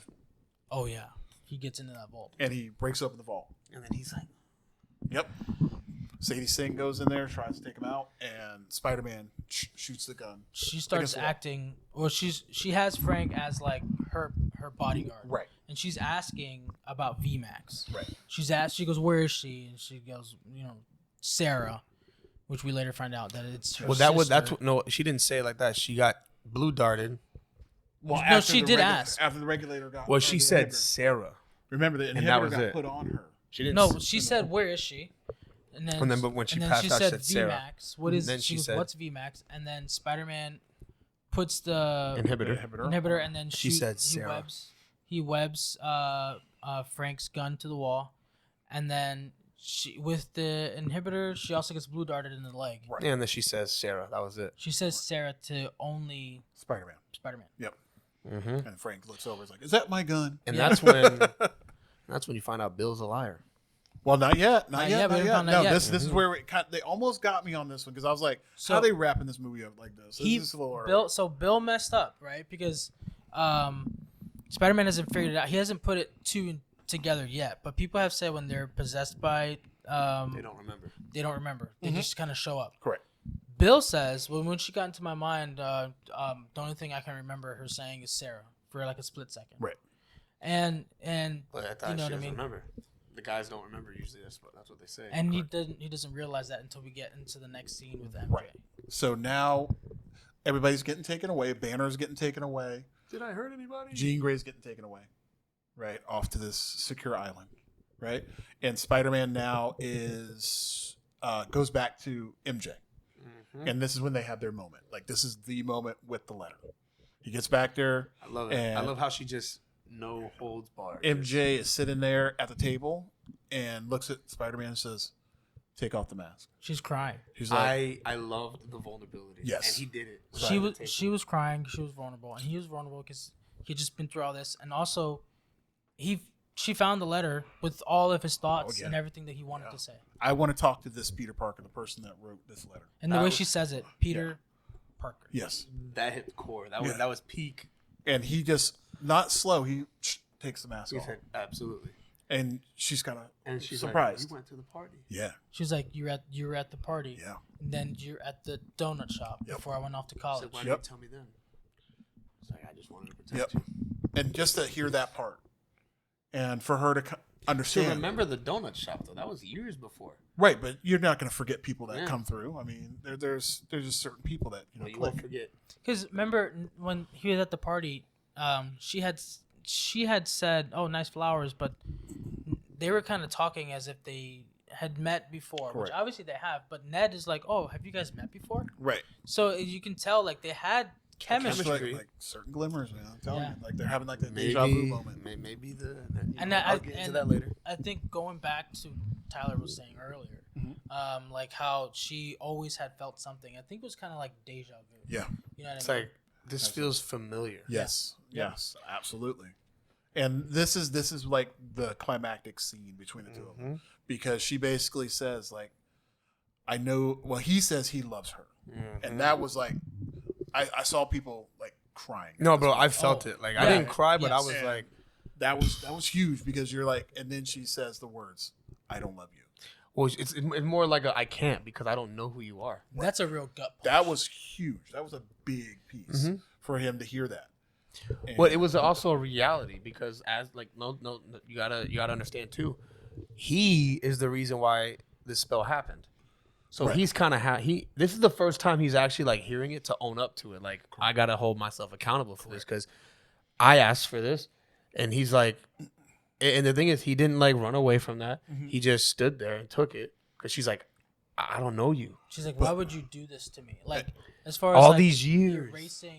erasing him out of her life. And didn't she say something like she's like I've been feeling like something this whole like I have something missing and I've been looking and searching. Yeah, but there's a deeper part to this. So the one part that we're missing is is his aunt's part, and this is the part where he goes like, I had somebody really close to me die, and I didn't want that to happen to you. Yeah, And that was like, which by the way, never saw that part. I always skipped over it. Anyways, so with Aunt May. yeah, I always Oh, skipped over it. that part like. That wrecked me. That was No, hard. I didn't watch that movie in the theaters because I knew she was gonna die. That was huge. I mean, it was really good. I had to go. I'm gonna be honest with you, like for me, I was like, I knowing Aunt May died, and I know how much of a role she played. I was like, I could not see her. I did not see that one Pass coming. away.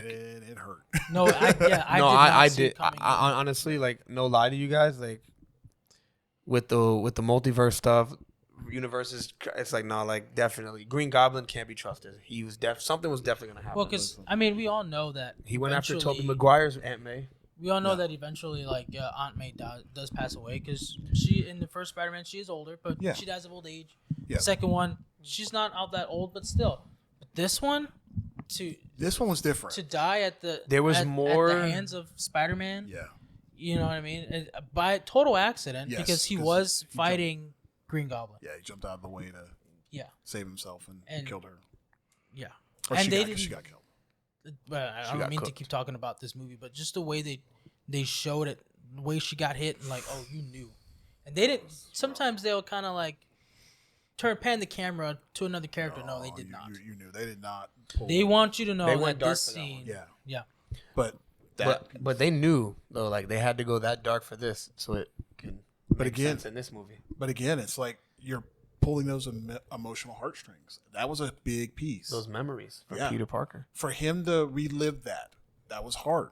Like, Yeah. he And really he had to do face that. up in that moment. He's Yeah. like, I didn't want it to happen to you. Absolutely. So And this is where when MJ's like, she wants to leave, Yeah. she wants to go home, but then she leaves. She does leave. Then she comes back and she says, "Well, I don't have a phone." Yeah, it's crazy how they have this emotional moment and they make it funny to kind of Yeah. bring it back down. You know, but it's just how she's always been. Her character's always been like that. Like, I can't leave. So yep. And then he takes her home. can you take me? And she just like, can you take me home? He said, yeah. Yeah. Like he was like, So, it was like, yeah. without a doubt for sure. He takes her home and she doesn't have to, and he was ready to go back to his house, and she invites him up, and she goes, "Do you want to come up and say hi to Ned?" Mhm. And then, But it wasn't that quick for me. What made that so important was like, they both stood there. Yep. This is where this is what I'm saying. Like I'll get into like my theory after, but like they both stood there as if they knew that was gonna happen. She literally looks at him, pauses for a second. She's like, thought about it. Mm-hmm. You want to come up? Yeah. Like, it's like there was more to it than just seeing. Because Ned would love to. It's like no. Yeah. That's what I just really feel like it has to do with the memories. I don't think things were completely wiped scot free like we think they were. No, there's always remnants. So it's like It's kind of like a hard drive. It's like a hard drive, man. There's still remnants. so when they went up there, it was this was like very sentimental for me, like very like they're hanging out, like building Legos. it was just no, like but the initial reaction, he's like, MJ, Spidey tracker is. says he's close. He's near. I was like, "Oh wow, that's really cool." And he's right there in the apartment. And just a subtle pause, like, why are you here? Right. Like, what are you? And then he explains the wall. He goes, "I'm not Not a one of those weirdo. And weirdos." she's like, he kind of is. Yeah. Kind of is. And then they're just sitting there like they always did. Ned ordered food. Like, And then when he walked away to get the food, MJ's like, "You guys really look like best friends." You should tell him.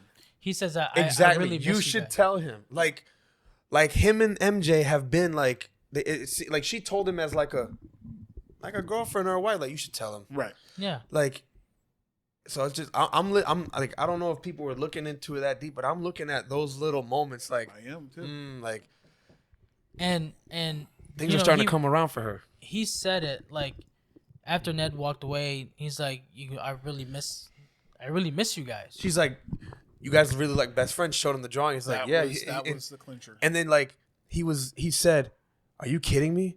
I haven't had this much fun in years." Yeah.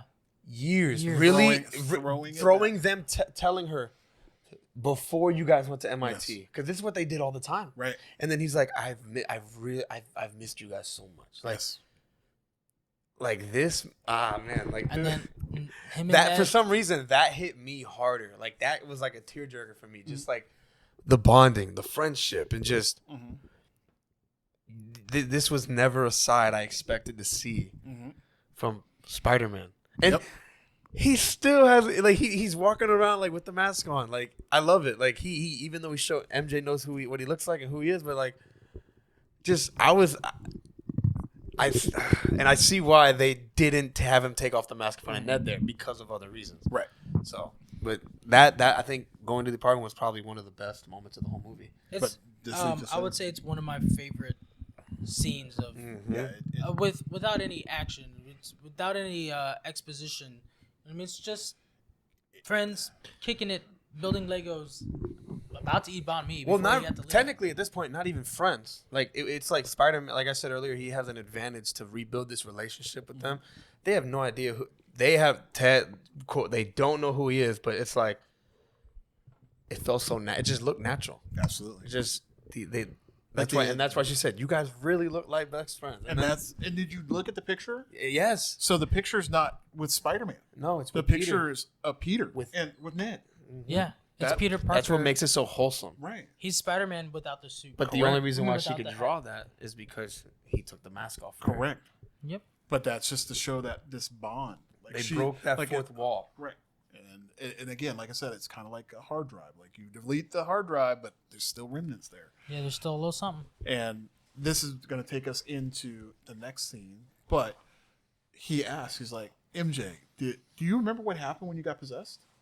She's like, all I remember is me I was waking here up. and I was there. Yeah. And that's That's when it clicked for Bill. Yes. And then that's when he talked to.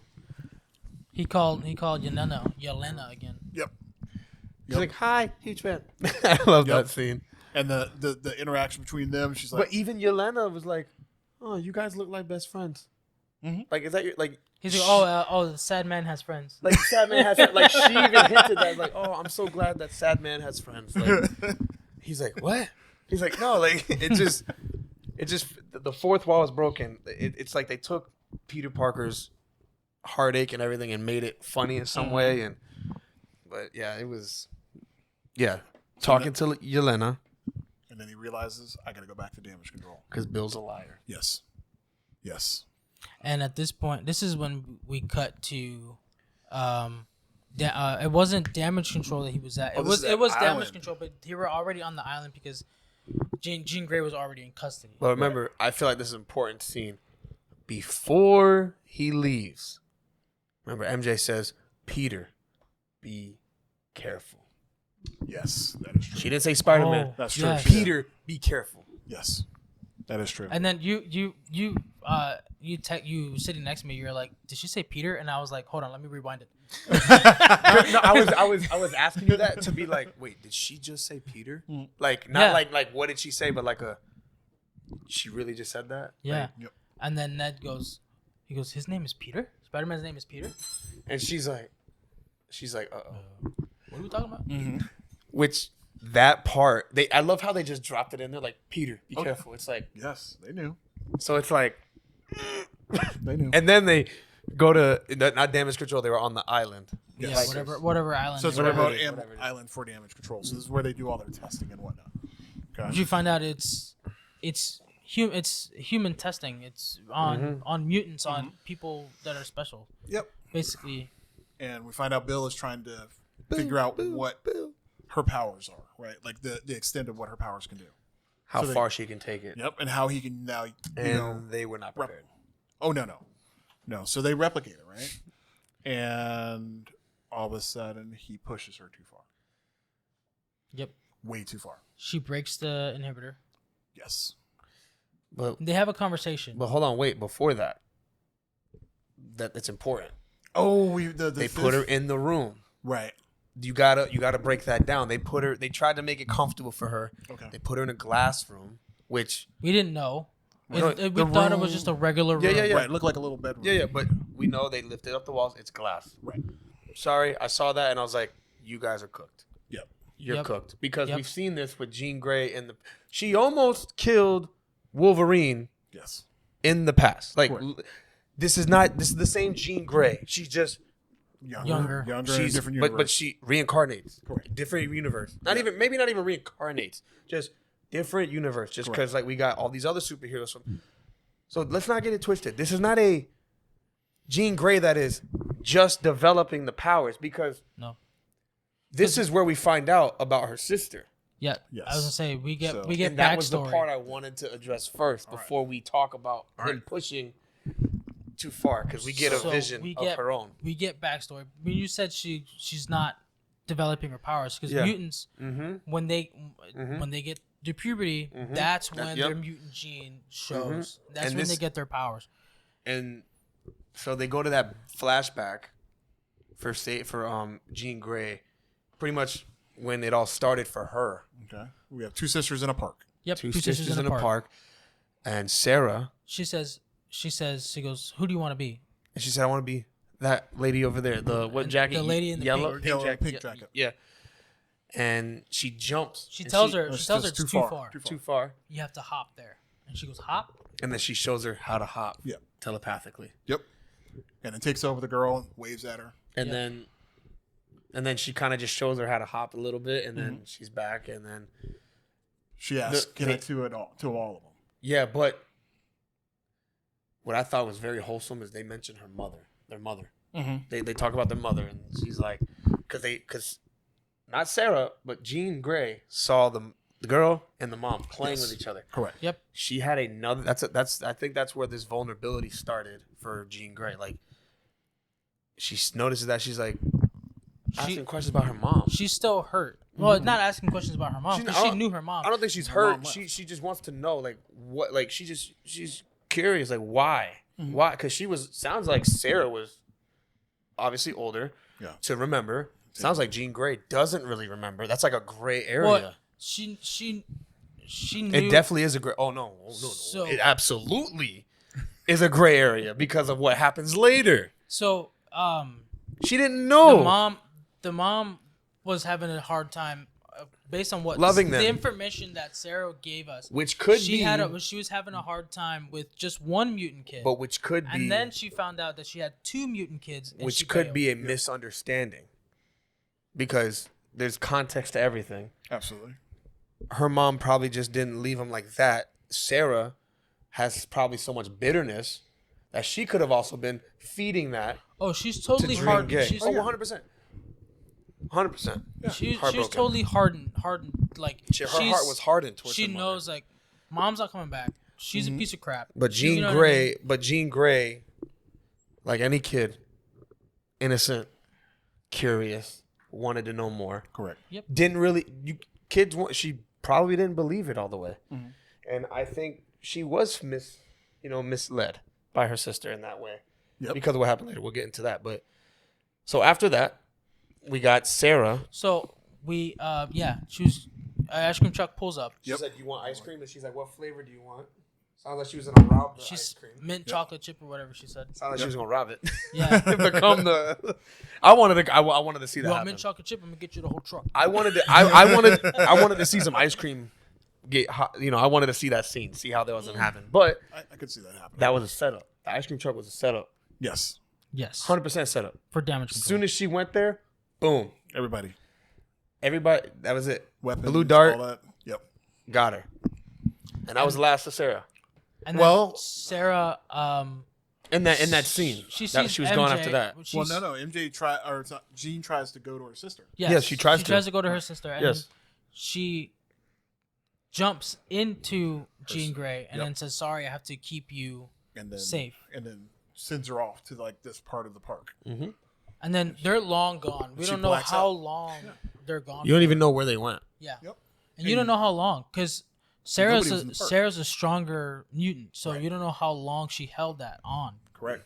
and then she let go. Yeah, we don't really know the time gap. Yeah, Right. because she's much stronger, so she could have held it until she got all the way to that building on that Absolutely. island. She's like, I got to protect you. Yep. No, I'm saying we don't know how long Sarah was away from Correct. her either. Correct. Like, what's the time? Well, you can consider it was a while because there's nobody in the park. It was just the van. That you Yep. saw, the ice cream. The ice cream truck was packing up to go. Yep.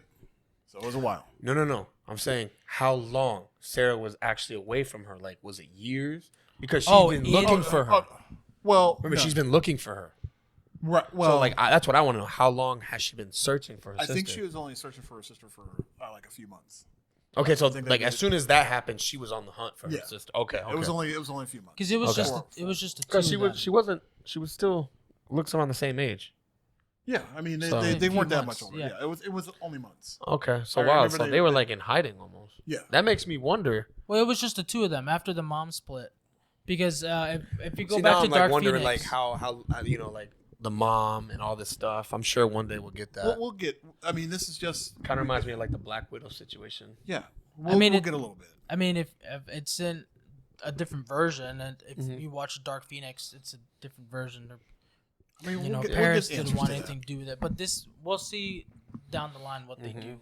But no, so go ahead. So now Jean is looking for her sister, but now we're back into the. We're back into the island. But before we go to that part, remember that when they were trying to show her how to do the jump, remember she put up her hair in a specific like scrunchie. Oh yes. So you got to remember that piece.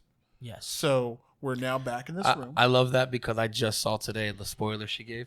She's like, I'll give you one word, scrunchy. Yep. That was it. And And- now I'm like, oh, I know why she did that. And this is so now he's trying to do the testing on Jean, Cooked right? And Jean is barbecue just fried. resisting. Her brain's like all like messed up and everything, and she sees the scrunchie.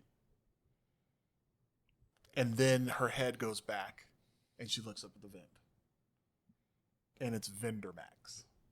VMAX. That's where the VMAX comes from. Mhm. All right. Mhm. So Oh, I remember because it had the V and everything else was like kind of marked off. yep. So that little tape was coming off, and all she could see was the V and the Max. And then that's when she realized my sister died in this room. Mm-hmm. That was That's this was the last thing she saw. Yep. Yep. So that's what like set her off. So that's when she realizes she does the jump. Well, I wonder why she died. Too much. They pushed her. They really pushed her. What the same stuff that they were doing to Jean Grey, they were doing. Yeah, they were trying to map her brain. Yeah, Mm-hmm. multiplied to Sarah. Well, hold on though. While this is all happening and going down, there's something happening Outside. outside, Not like yet. pretty much across the street, or he's on the way. Well, Spider-Man's on the way. That's what I'm saying. Right. Yeah, so like that's happening while they're in the room. Right. Like he's fighting. Well, he's outside of the island, Yes. so he's trying to get in. And He's fighting the guards. Yeah. But he's fighting the guards. Yep. Okay. And we totally missed.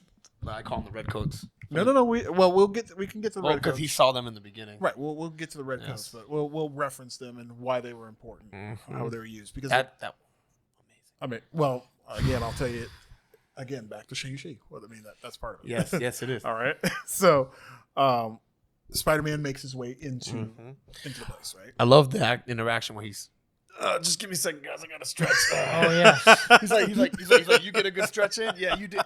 Complete Deadpool Yes. humor. Yes. You guys ever get this good stretch? Yeah, let me just do this, you know? And the guys are just like, what? And then he just, all right, let's go. And then he just starts firing off. That was a good fight scene. Oh yeah, Great fight fight scene. scene. Great fight scenes. Again, very video game like, Mhm. like the moves. I liked Nothing. that the director gave the fights breathing room. Oh, a lot of times people when they direct action, They rush it. it's so close. And it's so The camera, they zoom in on the punches to the gut, to the face, you know what I mean? And I feel like it's too rushed. You gotta leave room not for just like. that too, but like they zoom in so close on the punches that you don't know who's punching what. Yeah, you gotta leave room for not error, but you gotta leave room for just. You gotta let the fight breathe. Yeah, exactly. You gotta leave room. Well, this is where finding the right kind of choreographer works. Yeah. So the choreography team is actually Jackie Chan's team. Oh, I didn't know that. So I did some research on it. That? I do my research. You know somebody? I do my research. You got a guy in there, huh? So Jackie What's his Chan's team comes in there, and if you've ever seen a Jackie Chan scene, there's all this movement, and it's all captured, and it's not super close up either. Right. Wide shots, and you get the close up shots when you need it. Everything is important, and they were able to pull that off in this movie, and especially in that scene. Well, now that you said Jackie Chan, it looks like a Jackie Chan fight scene. And That's my point. Like, you get remnants of that more. Every in a fight bit. scene that Jackie Chan does looks like that. Absolutely. Wow, They employed, and like I said, this when you hear my score, you'll realize why. So now we're back in, right? Yep, we're back in. Gene is now Denim Jean Grey. turned up, Oh yeah. and Lil Jon turned Inhibitor down chip for- is broken. It's Right. off. they So noticed that now Yes, by this point. they have no control. Mhm. And then all of a sudden, Bill. Remember, they started and they were explaining at first that we just need to see the jumps if she could do it. And then they gave her the one trial, she completed it. The next one, she completed it. And then I think what you're about to say is what happened Right. when Bill reached. Bill looks over. He's like, "Turn it off. Stop it." He's like, He tried to, and then and the guy holds his. I can't let you do that, Bill. Yep. And then he realized, oh, I'm cooked. Oh, Gene has got. Gene got him. Gene's got him. She jumped farther than we thought. Mm-hmm. And then this when she realizes how powerful she is, and this is how Bill this is a different mutant that he's ever encountered. Yep. Because, she lets out the full power. Well, and remember, she's got Max that Max, weight, Max that overcame Vecna. she broke not only she broke the glass that she was encased in, the Yep. glass that they were behind of, blew out the walls and took over a mile radius of the city. I'll share my next thoughts after we get to the straight up Vecna style. Drags Bill in the room. Oh yeah, In the chair. man. That I was like, how the tables have turned. Okay. Max got infiltrated by Vecna, and now she's man. doing it to Bill. I love this. Look. And it just so happens that Jean Grey is all telepathy. Oh yeah. Just like Vecna was. Oh yeah. Great This is person. awesome. Great person to pick, right? Yeah. Oh, perfect. Perfect casting on that. Perfect casting. But while that whole Miles situation is happening, We got Spider-Man. Spider-Man back in there. I'm not even talking about him. He's not important for this next part for me. Oh, well, you must be going to Frank. Yeah, he's going to Frank. MJ Oh, with was the the wave. only person crying. Yes, she had that tear. Yep. Her memories were getting unlocked. Mhm. And she was starting to realize That's your theory, right? that's part of the theory. That's where everybody's memories came back as far as who knows That who makes sense because Spider-Man happened. And we won't talk about it right now, but her memories, that's when things started unraveling. Because when that thing turned off, she was hyperventilating like she just found out what she's been missing. Right. And Has been in front of her the whole time since So- the movie started. if that theory is correct, which I think it could It holds be. water. Yeah, holds it water. does. She already had an interaction with Peter with Spider-Man and Peter Parker. You know what I mean? So she already had that interaction. They already had that conversation. Ned hasn't had that conversation yet. Nope, He not at hasn't all. done anything yet Mm-hmm. to with seeing Peter Right.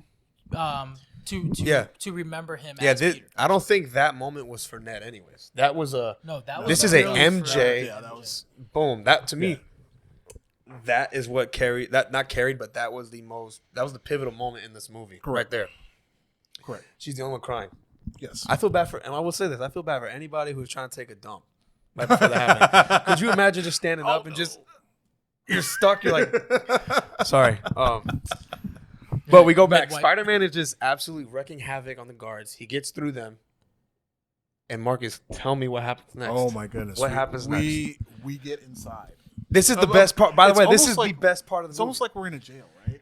And then he what is it? The hood? Well, it's these set of ninjas. Now the hand, HAN, whatever yeah. it is. So we had The hand? met these The Han? ninjas.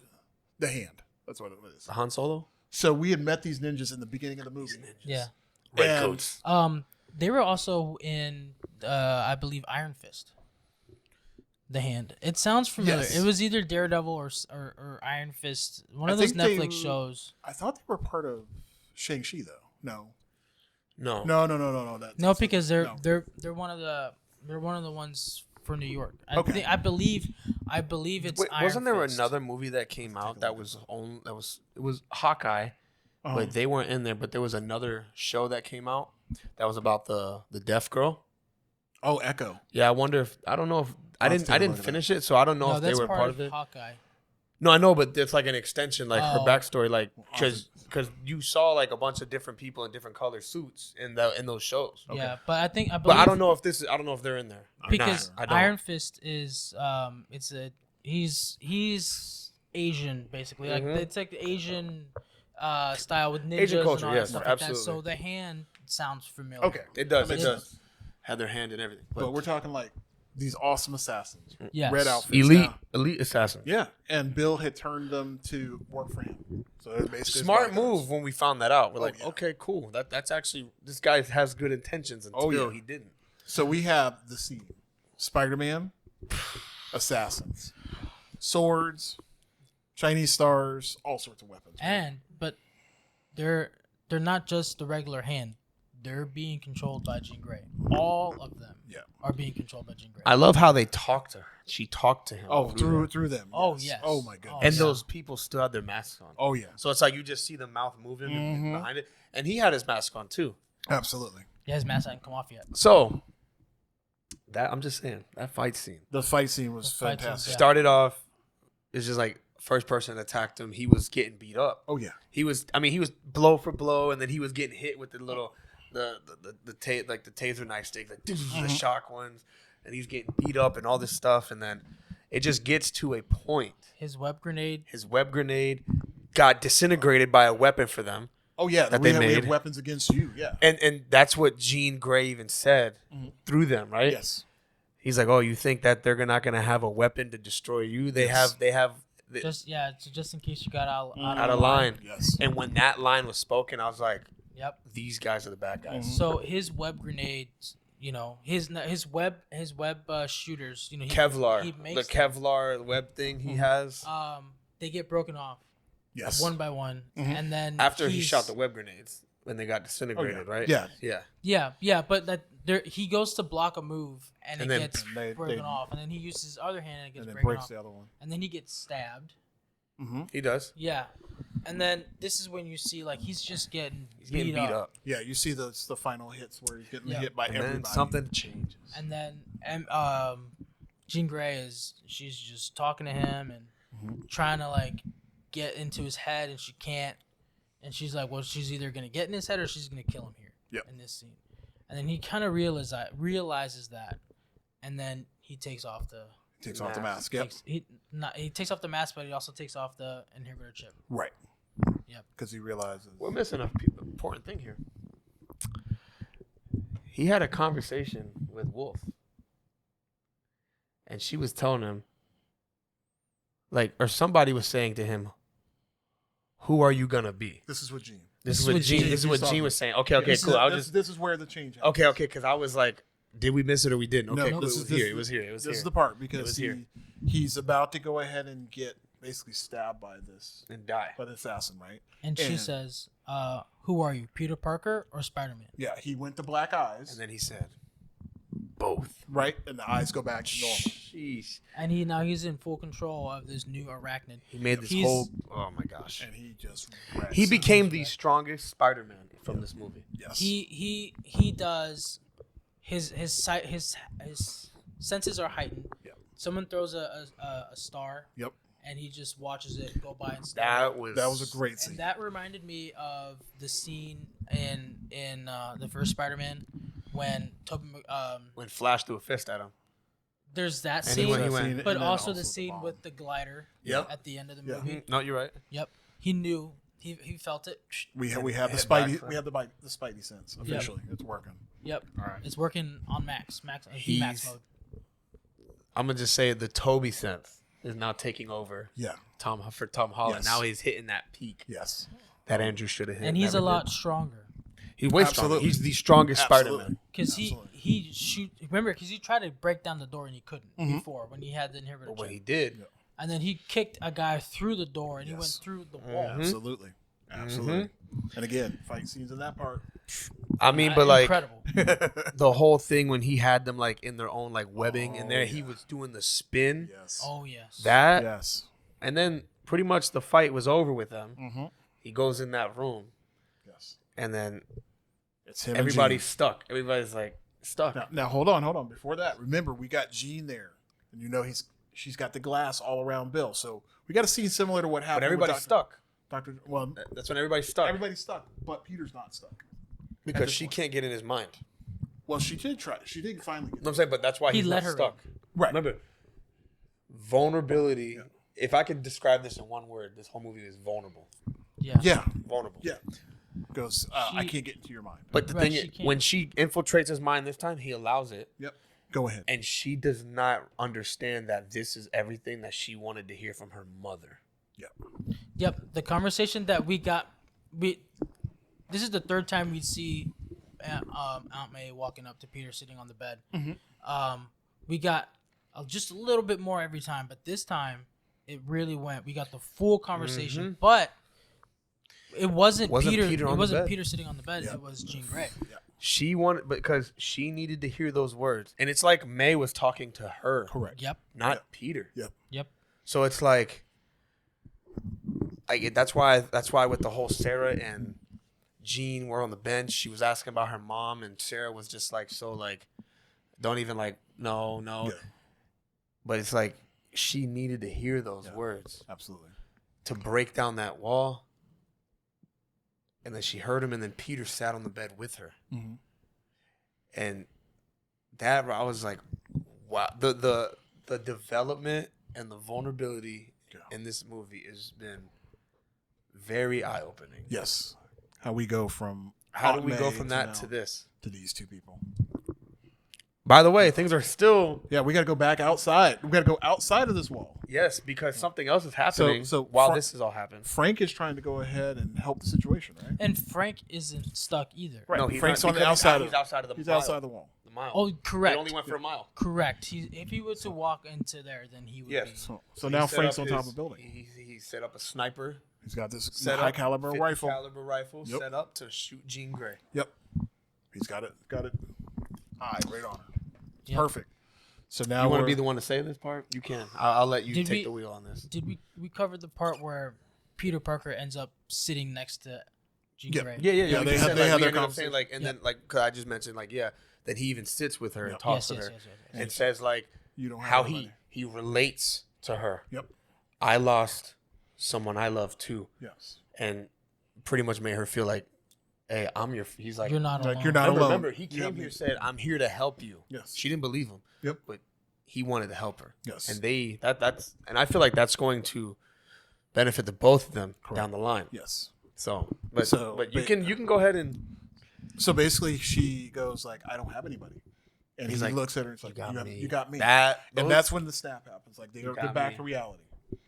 And then he hears the while she's in her, and it's in the mind because his spidey senses are so heightened. Absolutely. That he can hear him loading the bullet. Yep. Pulling Think about the it. trigger. If he had the inhibitor, he wouldn't have heard that. Correct. It was too late. Correct. Wow. Just like when Aunt May died, he did not see it coming. Yeah. If he didn't have that, but that's why it's set up so perfectly. That's why it's But I think that needed to happen. All those traumatic steps for him to build value. Absolutely. So now he hears it. They're back in the real world, and he grabs Jean Grey and Frank.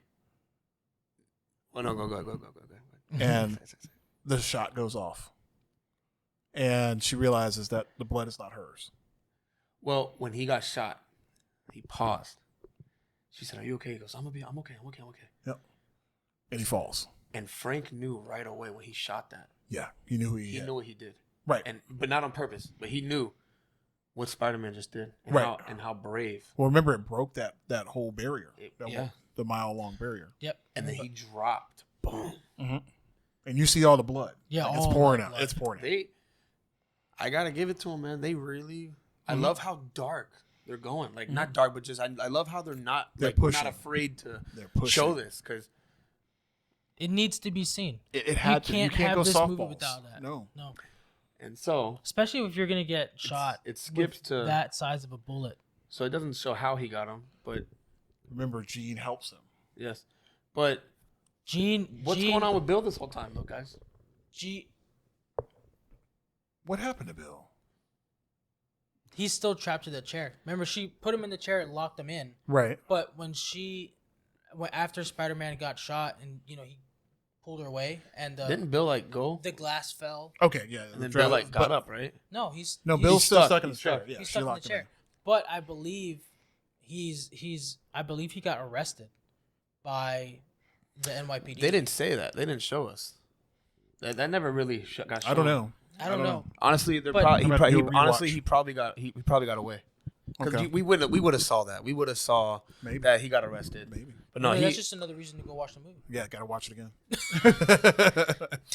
$6 on so Tuesdays. it skips to Frank running into the hospital with With Spider Spider-Man, with yeah. Peter. I'm gonna just say Peter now because that's what this whole movie's about.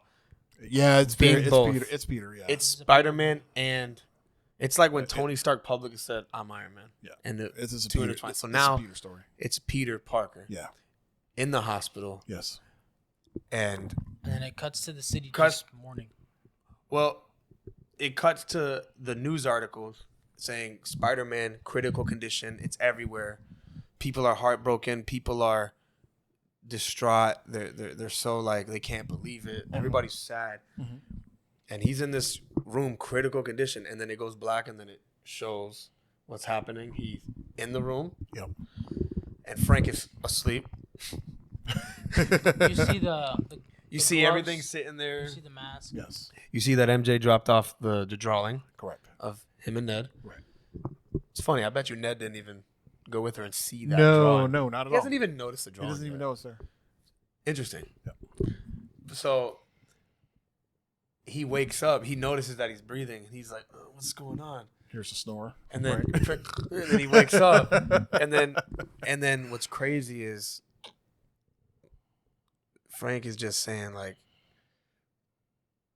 "That girl used that voodoo, Yeah. to keep you alive." Yeah. Yep. She was breathing, and it shows her breathing for him. Yes. Like, That was crazy. I'm going to say this. My prediction was right. Gosh darn it. I said Spider-Man was going to die. Critical condition. He's not breathing on his own. That's dead. But Jean Grey is not breathing dead. for him. He was not dead. Bro, he died. He didn't die. She's breathing for him. He didn't die. If she didn't breathe for him, what happens? Look, I mean, if Bro, if I'm on, if I'm He got on, cooked. No spider survives a 50 cal. if I'm intubated, something is still breathing for me. My brain is still working. I'm just saying, he almost died. All right, he almost died. I was almost fair, right. fair enough. I mean, I get half a point for that. You know, Okay. I mean, yeah, Yeah, half a point. half a point, Wasabi. My original prediction was not even that. It was something else. But yeah, it shows that Got a lot of predictions. bro, I am I'm a I'm gonna give you dissector. 5, man. You can't go like too deep. We'll be here for too long. I'm a dissector. But yeah, he tells him that Jean Grey was using her magic to keep him alive. Correct. And They have a moment. they have a moment, and again, Frank opens up. Yeah. It's like, you crying? He's like, "Are you crying?" He's laughing, but opening up, he's like, man, I've seen some things in my life, and I just, man, that was some brave stuff, man. Like he's like almost on his like Rocky like motive, like, hey man, no, just shut up and just listen to me, like just calm down. I need you to listen. Yep. And he finally let him just speak. And speaking of that, we missed a pivotal moment in my eyes earlier when they were at the boathouse. And Frank is like, "Oh, you think I chose this? You think I choose this?" Yeah, He's like, "No, this is all I can have. This is all I have. Right. I didn't choose this. Like, that's all he's got. that's all." So Frank is a main reason why this movie was so vulnerable. Like, we saw everything wrong, everything about Frank. Yeah. Everything going wrong. So they're in the hospital now, and Spider-Man is clueless. He doesn't know what's going on. He Right. doesn't see what's going outside.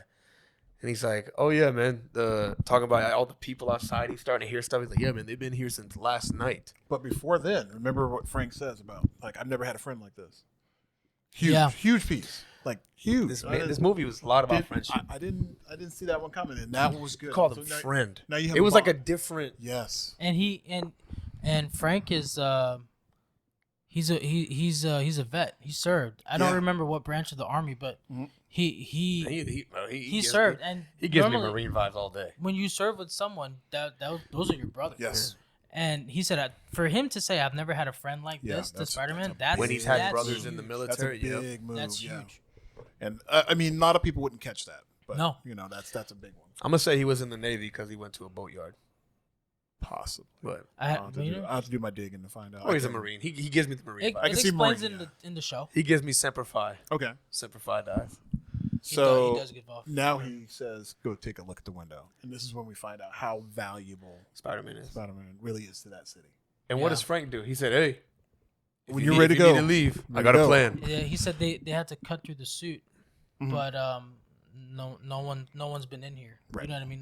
No one has seen his face because you see parts of the suit hanging Yeah, over his absolutely. back. I love it because I love that scene. It just The only thing Yes. that's left is the gloves Yep. And the mask. Frank Yeah. was willing to do whatever he could to For his friend. protect his friend. Yeah. And what happens next? We have Peter Parker Leaving the hospital. getting ready to walk out of the hospital, opens the door, and we hear Spider-Man, and I'm like, And I'm like, no, wait. Oh, I was no. like, "How do wait a they minute. know? How That's do they what I know?" thought. Stereo all over again. I was like, wait a minute. Did the curse is the spell gone? That's what everybody thought in my theater. I was like, Spider-Man. Everybody's Yeah, like, I thought it too. Yeah. I And thought it then too, bro. and then he turns up. And then Because nobody's looking at him. They're Correct. all looking up. Correct. and they're freaking out, and Frank's like, He's in the window. Mm-hmm.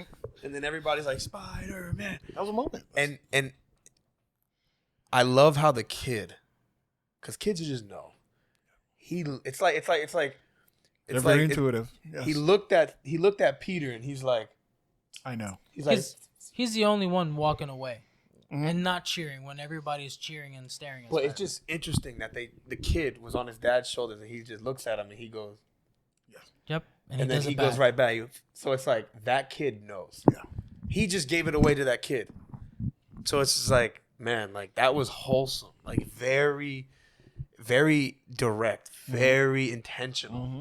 And then, but he's walking in the crowd and he's like, wow, like I need this. Like I didn't realize how much these people felt about me. I am.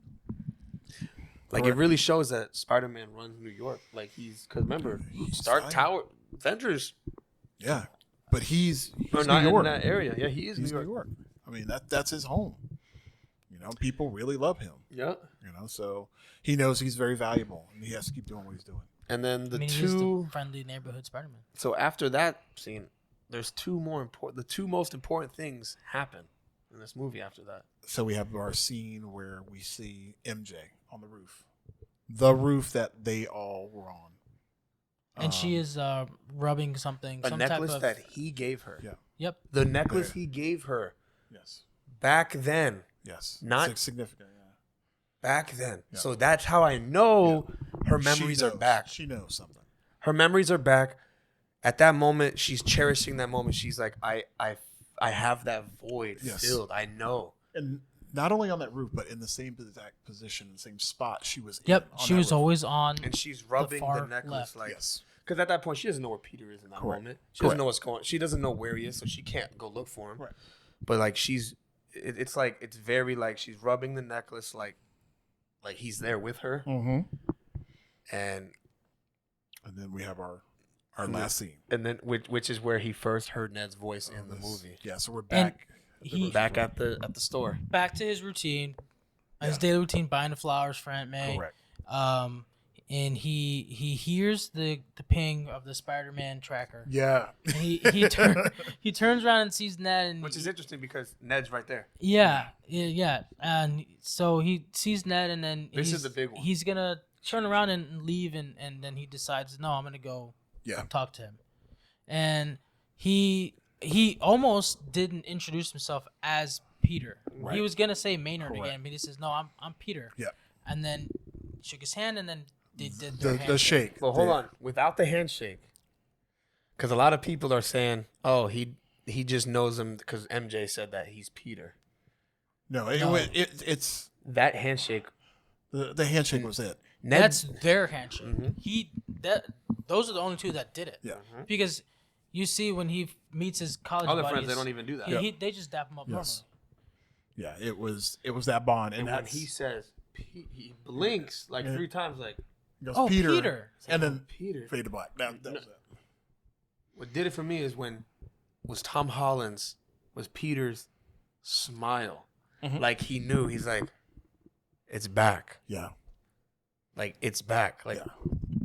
I just wish there was like 30 seconds extra of like a hug to be like embracing, like yes, like we're back. That's the little carrot that they like. And we won't see that until Probably for The next one is like 2024. Secret Wars. Yeah, it's gonna be not The Secret, next Spider-Man movie which would be is in 2028.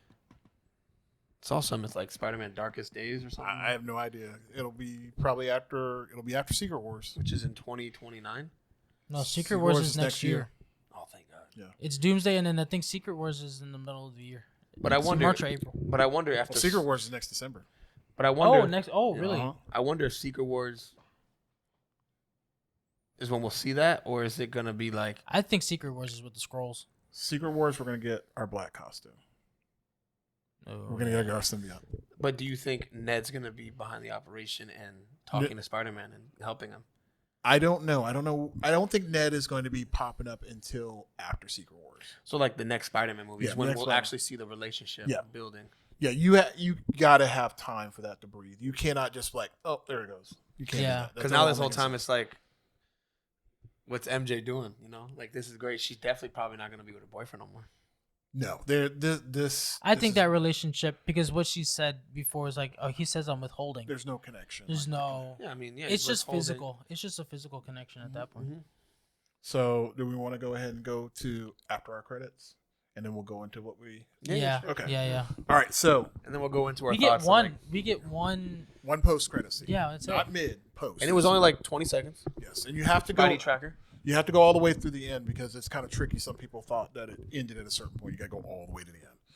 And we have Spidey Tracker. So we're looking at the app. And I'll let you go ahead. One of you guys can take that one. Literally, so they go. So yeah. Oh. Oh, I'm sorry. Who wants to do it? So it's blinking and it says Spider-Man and your Spider-Man near. Mhm. It keeps blinking, but then it moves away. Zooms out. It glitches. It zooms out all It the way, glitches. Out of the Earth. all the way Earth past the moon, and it says Spider-Man near. It keeps blinking. Shows Spider-Man. his new location. Yeah, Out somewhere. out somewhere. We have nowhere. It could be any of the multiverse Spider-Man that we see. That might not even be for Doomsday though. It might just be for Secret Wars Could be. because Skrulls are involved in Where, Secret Wars, where we go to Battle World. Could which be. is just Doom. Doom created Battleworld. Mhm. No, Yes, he did. Battleworld, and then what's the guy in Quantumania? Are you talking about Jonathan Major's character, Oh, you're talking about. Kane the Conqueror. Yeah. He's linked to Battleworld too. Yes, but. I don't- Because remember, this could be any Spider-Man from any of the infinite multiverses that they're out there.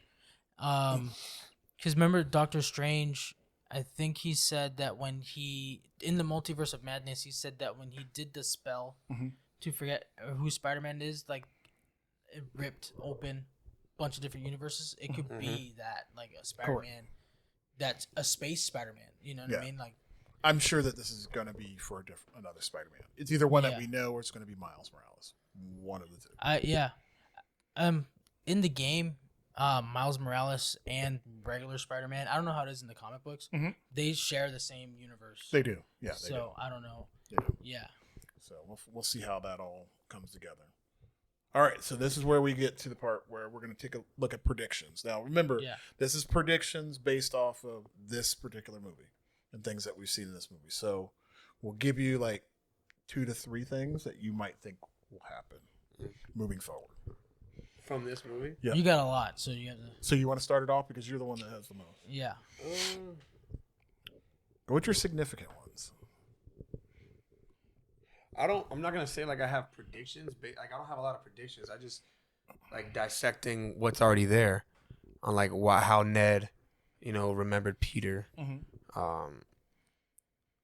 So it's just like that type of stuff. Like the spell really not erasing him completely, but just taking away certain memories. Okay. Because I feel like Doctor Strange had like a love for Peter, like a care for Peter, kind of like Tony Stark did. He's like, kid, like you don't want to do this. So he could have just softened up the spell by not going full out with it, because Ned just had an intuition. MJ had intuition the whole time. It's just that kind of stuff. But I mean, I mostly just have like my own. Oh, and then like Jean, I wrote in here like Jean Grey is the reason Ned remembers Peter Parker. Right. It's just, and then MJ going to the rooftop means she's starting to remember Peter. We already discussed that. And then I just wrote in here like just the thought came in my head like the world forgot Peter Parker, but maybe their hearts never did. They that connection like. But I don't really have predictions as far as like what they're gonna do next. I mean, this is not gonna be connected to Doomsday in any way. I think not Tom Holland's character. Do you think that the blip that we saw at the very end is going to be part of this next? Yeah, movie? the Spidey tracker. Yeah, the glitch. I'm going with the colors of the glitch look like the colors in Spider-Verse. Okay. With Miles Morales. Okay. I'm gonna go with those colors because they were very intentional about it. Just very, very vibrant on the bright colors that are in the glitch. So fair enough. When they do those, when Marvel does those Easter eggs things, they're very particular. Yeah, you saw like a bunch want of you to see. saw like the same kind of glitches. So I was like, yeah, I'm pretty sure it's gonna be Miles Morales because I feel like, because it's coming out to be like Thor is gonna be the lead guy in Doomsday. That dude's gonna die. No, he's not. He said, he's got his own movie coming out after. No, he's not dying he's not dying in Doomsday. He's not gonna die in Doomsday. I think if anything, somebody close to him will die. Somebody's dying in Doomsday. I mean, obviously. It's probably gonna be Professor X. I'll put up my predictions on that one. I got lots on that. But no, I think Thor, since he's like the lead guy, he's gonna be kind of scrambling around and trying to get whoever he can. Okay. And somebody's gonna know Miles Morales, and that's gonna be our first interaction with Miles, and he's going to be, he's Spider-Man, but he's a different version. So we're recruiting him kind of like what Tony did. Okay. Okay. Because it's not a different universe, because he'll technically be with Tom Holland's universe. Right. It's just he's been in Brooklyn this whole time. Okay. Like it's just like he's a kid. He's younger than Tom Holland's Spider-Man. Just like the video game, same thing. Yeah, but that's the video game. They share the same universe. They share the same city. But then I was just, as you were talking, I was thinking about the animated one, Into the Spider-Verse. It's a different. He doesn't. The Spider-Man in Miles Morales' world dies. And he becomes Spider-Man. But that Spider-Man was still completely different than how Tom Holland is. No, I know. I'm just saying, like if that's the route they're gonna go, like this is a different universe of Miles. I'm thinking Morales, like you know what I mean? Spider-Man 2 video game, how you were able to go through each character. Like literally, Miles was in Brooklyn the whole time, and then Peter was all throughout the other parts of New York. Yeah. Like, cause he was like protecting Miles. Like, hey, pretty much how Tony sunned. So he's his mentor. Sunned. Yeah. Tom Holland's like, no, hey, look, you stick to this area. Like, you stick to pretty much like you have to do what you've been doing. Right. And that's exactly what he did in the video game to Miles. Like, hey, stay here. If I ever need you, I'll call you, kind of thing. And then obviously, you know how they are. The kids, they end up going on to bigger things. And so I predict that it's going to be somewhere like that. Miles gets introduced through somebody else. And it's like, hey, because obviously it says Peter Parker will return. Just not, we don't know when. It said Spider-Man will return. Or What? does it That's Peter Parker. It was Peter Parker. No, Spider-Man. It said Spider-Man will return. So if they really wanted to be intentional, they would have said Peter Parker, because that would have meant Tom Holland's Peter Parker was going to be returning. The Spider-Man's returning. It's a play on words. It's a play on words. It's if they because were. it could be any. So they said Spider-Man, which if I'm gonna say somebody dies, it's not gonna be Toby. It's not gonna be Tom Holland. If there's a Spider-Man that dies, it's gonna be Andrew Garfield because of how wholesome and genuine he was to Peter, to both Peters when he said, "I've always wanted brothers," and then he said, "I love you guys." Okay. And they didn't know how to respond to that. They didn't know how to accept it. They said, "Okay, thanks," and they kept going. I'm not saying I would hate to see that because, like I said, he's such a wholesome Spider-Man. He's the one that was the most misunderstood. He had the most passion in his heart, and he went through Gwen Stacy dying. Correct. He knows what it's like, so I think he ends up taking it and he ends up dying. If they pull a No Way Home type of thing, because we don't really know what Spider-Man's gonna show up. We don't know like Spider-Man might not even show up in this Doomsday movie. Oh no, I can tell you he's not going to. That's what I'm saying. So it's like He would have been in the trailer. Tom Holland was not casted in this at all, but everybody's saying it's like, oh, but that means another Spider. No, I don't think so. So this is hinting for something way past Doomsday. Gotta be for Secret Wars, right? Yes. So it's just crazy how they're already planning Secret Wars. Well, I mean, this is a huge thing. So if we're looking at predictions, I'll say that Spider-Man is going to be in Secret Wars. Oh, if anything, Spider-Man will be in the stinger at the end of Doomsday, like the end credit scene. Yeah, just to kind of get us set up for that next chapter. So as far as this story that we're looking at, this story will get continued in the next movie. Oh, 100%. There's so much as far narratively. Which movie? It'll continue in what movie? In Spider-Man 5, whatever. Oh, yeah. Whatever they're going to call it. But narratively, they're going to build up that reunion between Ned and MJ. Like they're really going to. Well, they are like we all believe that they already remember. So it's gonna. I predict that it's probably gonna start off MJ on the roof. Well, they may do that, but I mean, keep in mind So. that's a high bar. Like it's gonna really take somebody with some really good storytelling. Well, whoever who directed this Spider-Man? It's this guy named Destin. He's the same guy from Shang-Chi. Just be honest with you, he needs to just direct the ones moving forward. The Spider-Man ones. It was perfect. Wish he could. He's going to be off doing Naruto next. So I don't see why they wouldn't bring him back. I mean, this was the highest grossing movie in Marvel So far. For now. I mean, but like Well, you don't out the opening. gate. Then this is not like an Avengers movie. Right. That's big numbers. Well, I mean, let's be honest. Spider-Man has been the most successful going out the gate. That's not. Oh well, like, yeah, I large, agree with that. I agree, but to make more than Infinity War and an Endgame, well, opening like I week. think it. Well, the last one had the record. You know, the last one was huge. I know, but We it's had just, 3 but Spider-Man. it's just like. Yeah. And they're bringing back. But this is beloved ones. this is his first shot at directing a Spider-Man movie. Oh yeah, but And so it's like this was, in my opinion, the best one. well, let's be honest. Like if we're looking at this whole multiverse, I'll be honest with you. Shang-Chi is probably my favorite. Oh, out of it's a great movie. everything that has come out. Like It's a great movie. from the characters. He did Shang-Chi, you said, right? Oh yeah, Yeah, that's phenomenal movie. Like I will Yeah. go back to that movie and I'll be like, great action, great characters. You made me love every character that was in that movie. The scene that always sticks out when everybody mentions Shang-Chi is the fight scene with the bus. Oh my gosh! Yeah, that was great. That fight scene is incredible.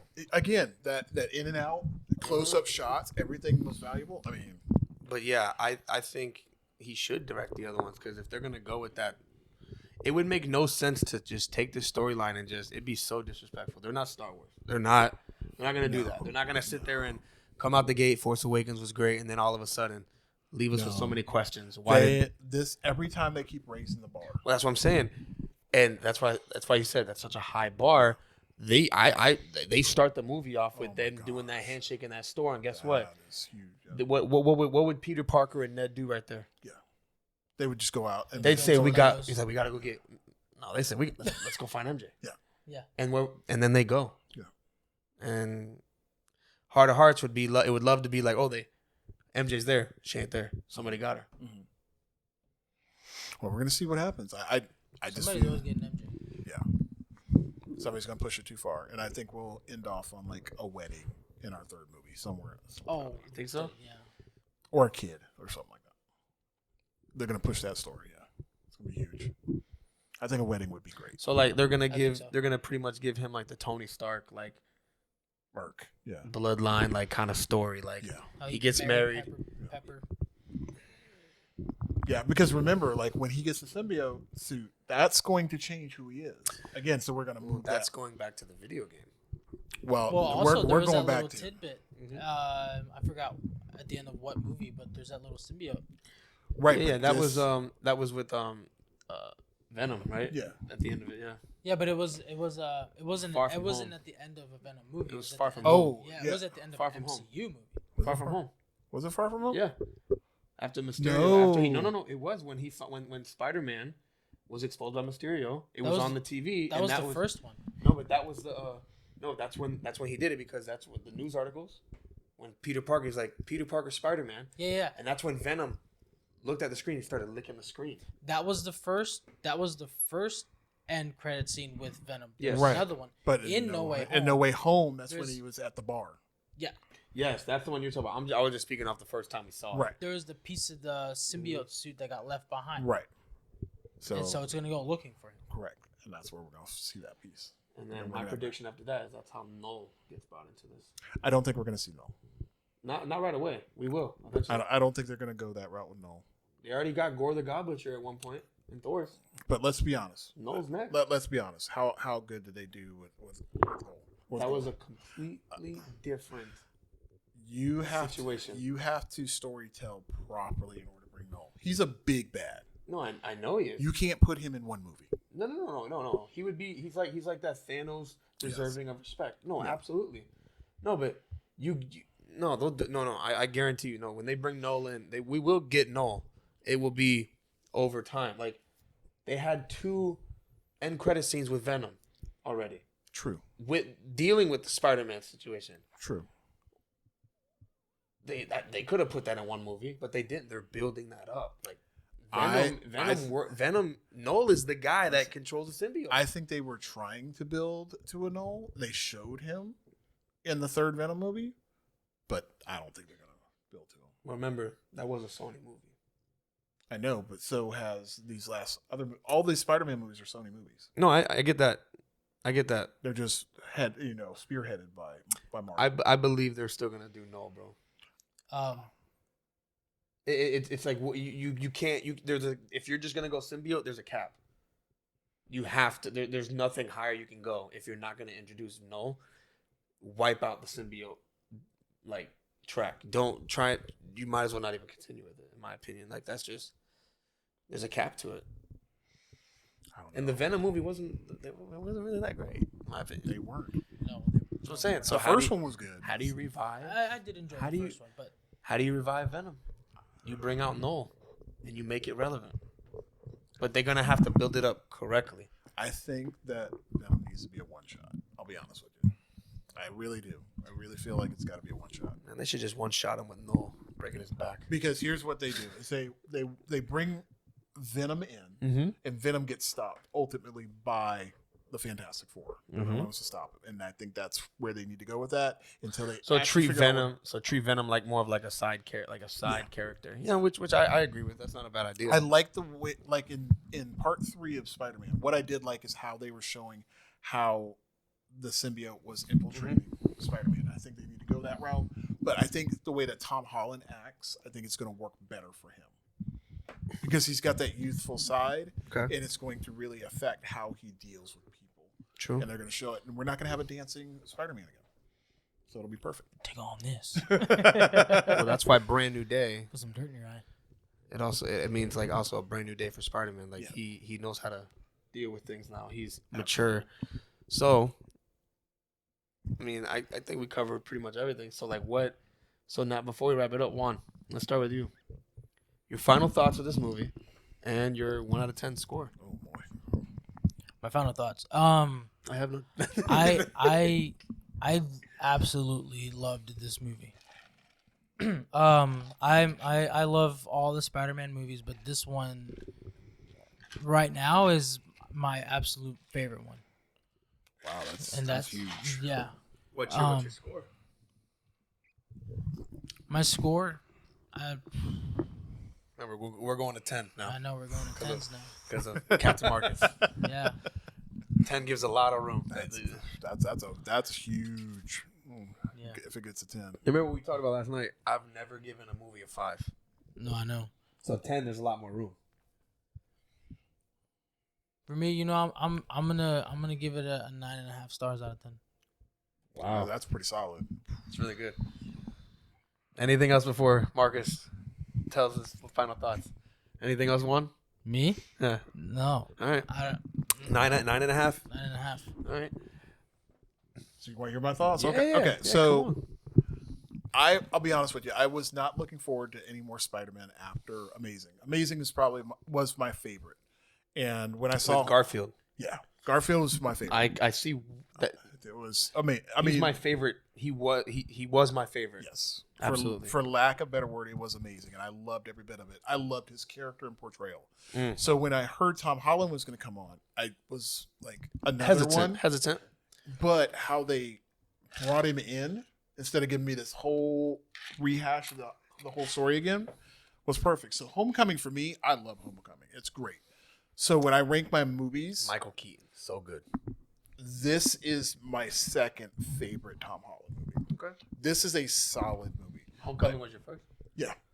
That Because is it was a great introduction to this character. So for couldn't me, have been a that's- better introduction. It was great. I mean, there were so many things about him. The quirkiness about him, the kid factor was like on point. It was the most kid-like. Yes. Most realistic. And the villain, Oh, Michael I Keaton. love Vulture. I've never liked Vulture. Oh, we got an end credit scene with him, but he's fantastic. so he's gonna be coming back eventually. Hopefully. He will, because he met somebody in prison. Oh, you're talking about Morbius? Wait, No. No. But I'm saying like Vulture was in the end credit scene for Homecoming, wasn't he? Or something like that. Another movie. It wasn't for Morbius. No. I know he No, was. I think in it showed Michael Keaton in jail or something like that. In one. Oh in the yeah, movie. yeah. That's when he was talking to Scorpion. Exactly. So Yeah. we're gonna see. Maybe. I mean, I don't really think I need to see him again. I just thought he was good. I think we'll see him again. But as far as like this particular movie, this movie was phenomenal. Like if I'm looking at it from a character study standpoint, it is great. Pacing, amazing. Visuals, amazing. CG needed a little bit of work, so that's where I'm going to knock some points off. But I would give this a solid 9 out of 10. Wow. I cannot give it a 10 because there are certain parts I just didn't like. But that's just fine tuning. But 9 out of 10 solid. like the That's CG just- part. The CG is really big for me. Because if I Yeah, can't, you're a graphics guy. yeah, and I can tell. I mean, it's very apparent. So I know it's hard. Mhm. I want to be able to take it home and watch it, and I'll be like, "Whoa, that's pretty amazing." Yeah. But I can't do that on this one. But 9 out of 10. I'm not going to give it anything less. 9 out of 10 is where I'm at. Very good. Yeah, it's a solid movie. Very, very good. All right, man, you're up. All right, so I wrote my thoughts down. Oh boy, So- he's got a speech. So, and what I love about this is you're hearing 3 different perspectives Mm-hmm. from 3 different kinds of fans. Yes. You have fans that love the movie. You got fans like Juan. You got fans that appreciate graphics more. Mhm. And you have fans like me who just I'm a mix of like that casual fan, but I'm a nerd at the same time. Like I study, but I'm more of a casual person. But my notes are, it says Spider-Man Brand New Day is without question the greatest Spider-Man movie ever made. They absolutely nailed every aspect of this film except for CG. We know. The story, the action, the emotion, everything was executed perfectly. There wasn't a single moment that felt out of place. And they didn't leave any major questions unanswered. Right. Every payoff landed exactly the way it needed to. I'm honestly still in shock at how well they pulled this off. I don't even know what else to say. They completely exceeded every expectation. Absolute masterpiece. Whoa. And I'm giving it a solid 10 out of 10. Whoa. 10 out of 10. I was not Killed your expecting phone. that. 10 out of 10. Wow. And for me, Wow. I can look past a little fine tuning with CG because of how good the storytelling, how good everything else was. because that movie made me feel like I was in the moment. Yeah. With them. Yeah. I was in the moment. I was not drawn to anything else. It was just it pulled me in the whole time. Everything was perfect. It didn't take a lot building. Everything was just perfectly put. Just there was nothing wrong in my opinion with this movie. You can tell me, yeah, CG this, CG that. Like, I think without that, this movie, honestly, like, this is definitely a top 2 Marvel movie for me. They went out with a bang with this movie. I'm sorry, because it's like they knew it's like this. We already know Endgame, but we're gonna get this new 7 minutes of Steve Rogers, and then we got Doomsday. This movie, they're making it very hard for Doomsday. Oh yeah. Making it very hard for anything else after that to yeah. be good. Like I said earlier, this movie was a statement. Yes, I agree. Made by this director who also worked with Shang-Chi. Now I got to go back and watch that and just tie into everything. See it in a different light. But yeah, 10 out of 10. Wow. Spider-Man movie. I always go back and forth between Cap, Spider-Man. Spider-Man showed me why he's my favorite of all time. Wow. Like that's huge. I mean, he took the mask off. That's huge, man. Remember the last time we saw Peter Parker, Spider-Man with the mask off, was in Spider-Man 2 when he was fighting against Doc Ock. The train scene. Wow. Remember, that's the last time the city saw Spider-Man with the mask off. Yeah. That is huge. I don't even know what to say. I'm kind of shocked. Is that a loss for words? I'm kind of shocked by that one. Yeah. Both are. I mean, that's a big one, man. I don't know. You guys are shocked that I said that. I don't know. Maybe in December you might change your mind. You'd be like, I just saw Doom, man. No, you know me. Doom is my guy. Doom is my guy. I'll probably say when that movie comes out, I'll be like, this is definitely top 2 movie of all time. This is 12 out of 10, man. This is great. I'll probably say that, dude. I'll probably be sitting here and say, watching Endgame again. I'm not gonna watch it until then in September.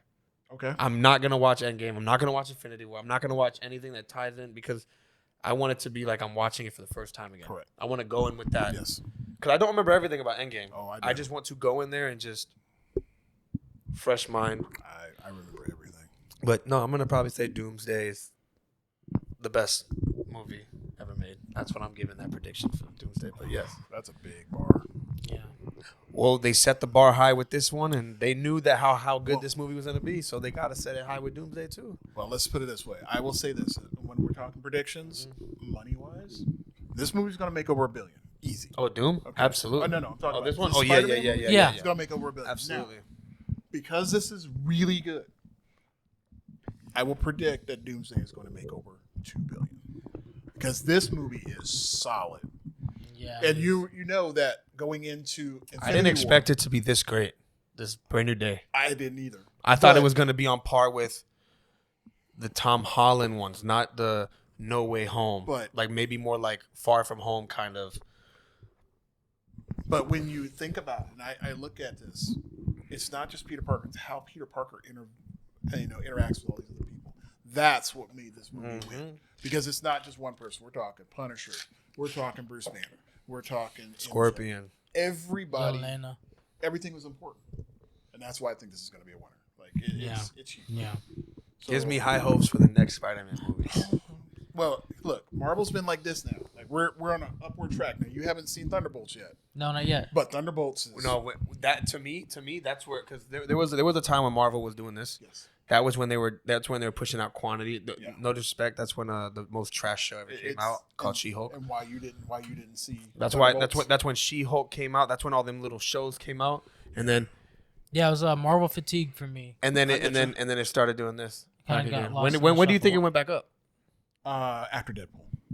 Deadpool Wolverine. Deadpool Wolverine really. What was right before that? Fantastic Four. No.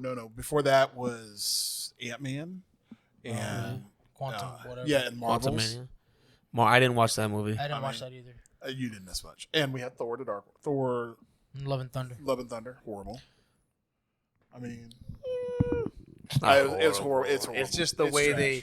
It's It's trash. the way they did it with It's Gore. They could have made. trash. Gore was the best part of that movie. Trash. It's complete trash. It's not the worst Marvel movie though.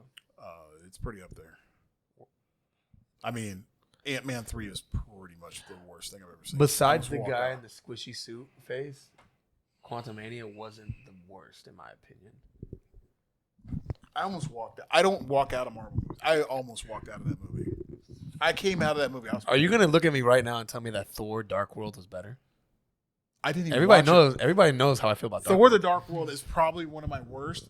Like, I don't like that movie at all. I actually enjoy Thor: Dark World. No.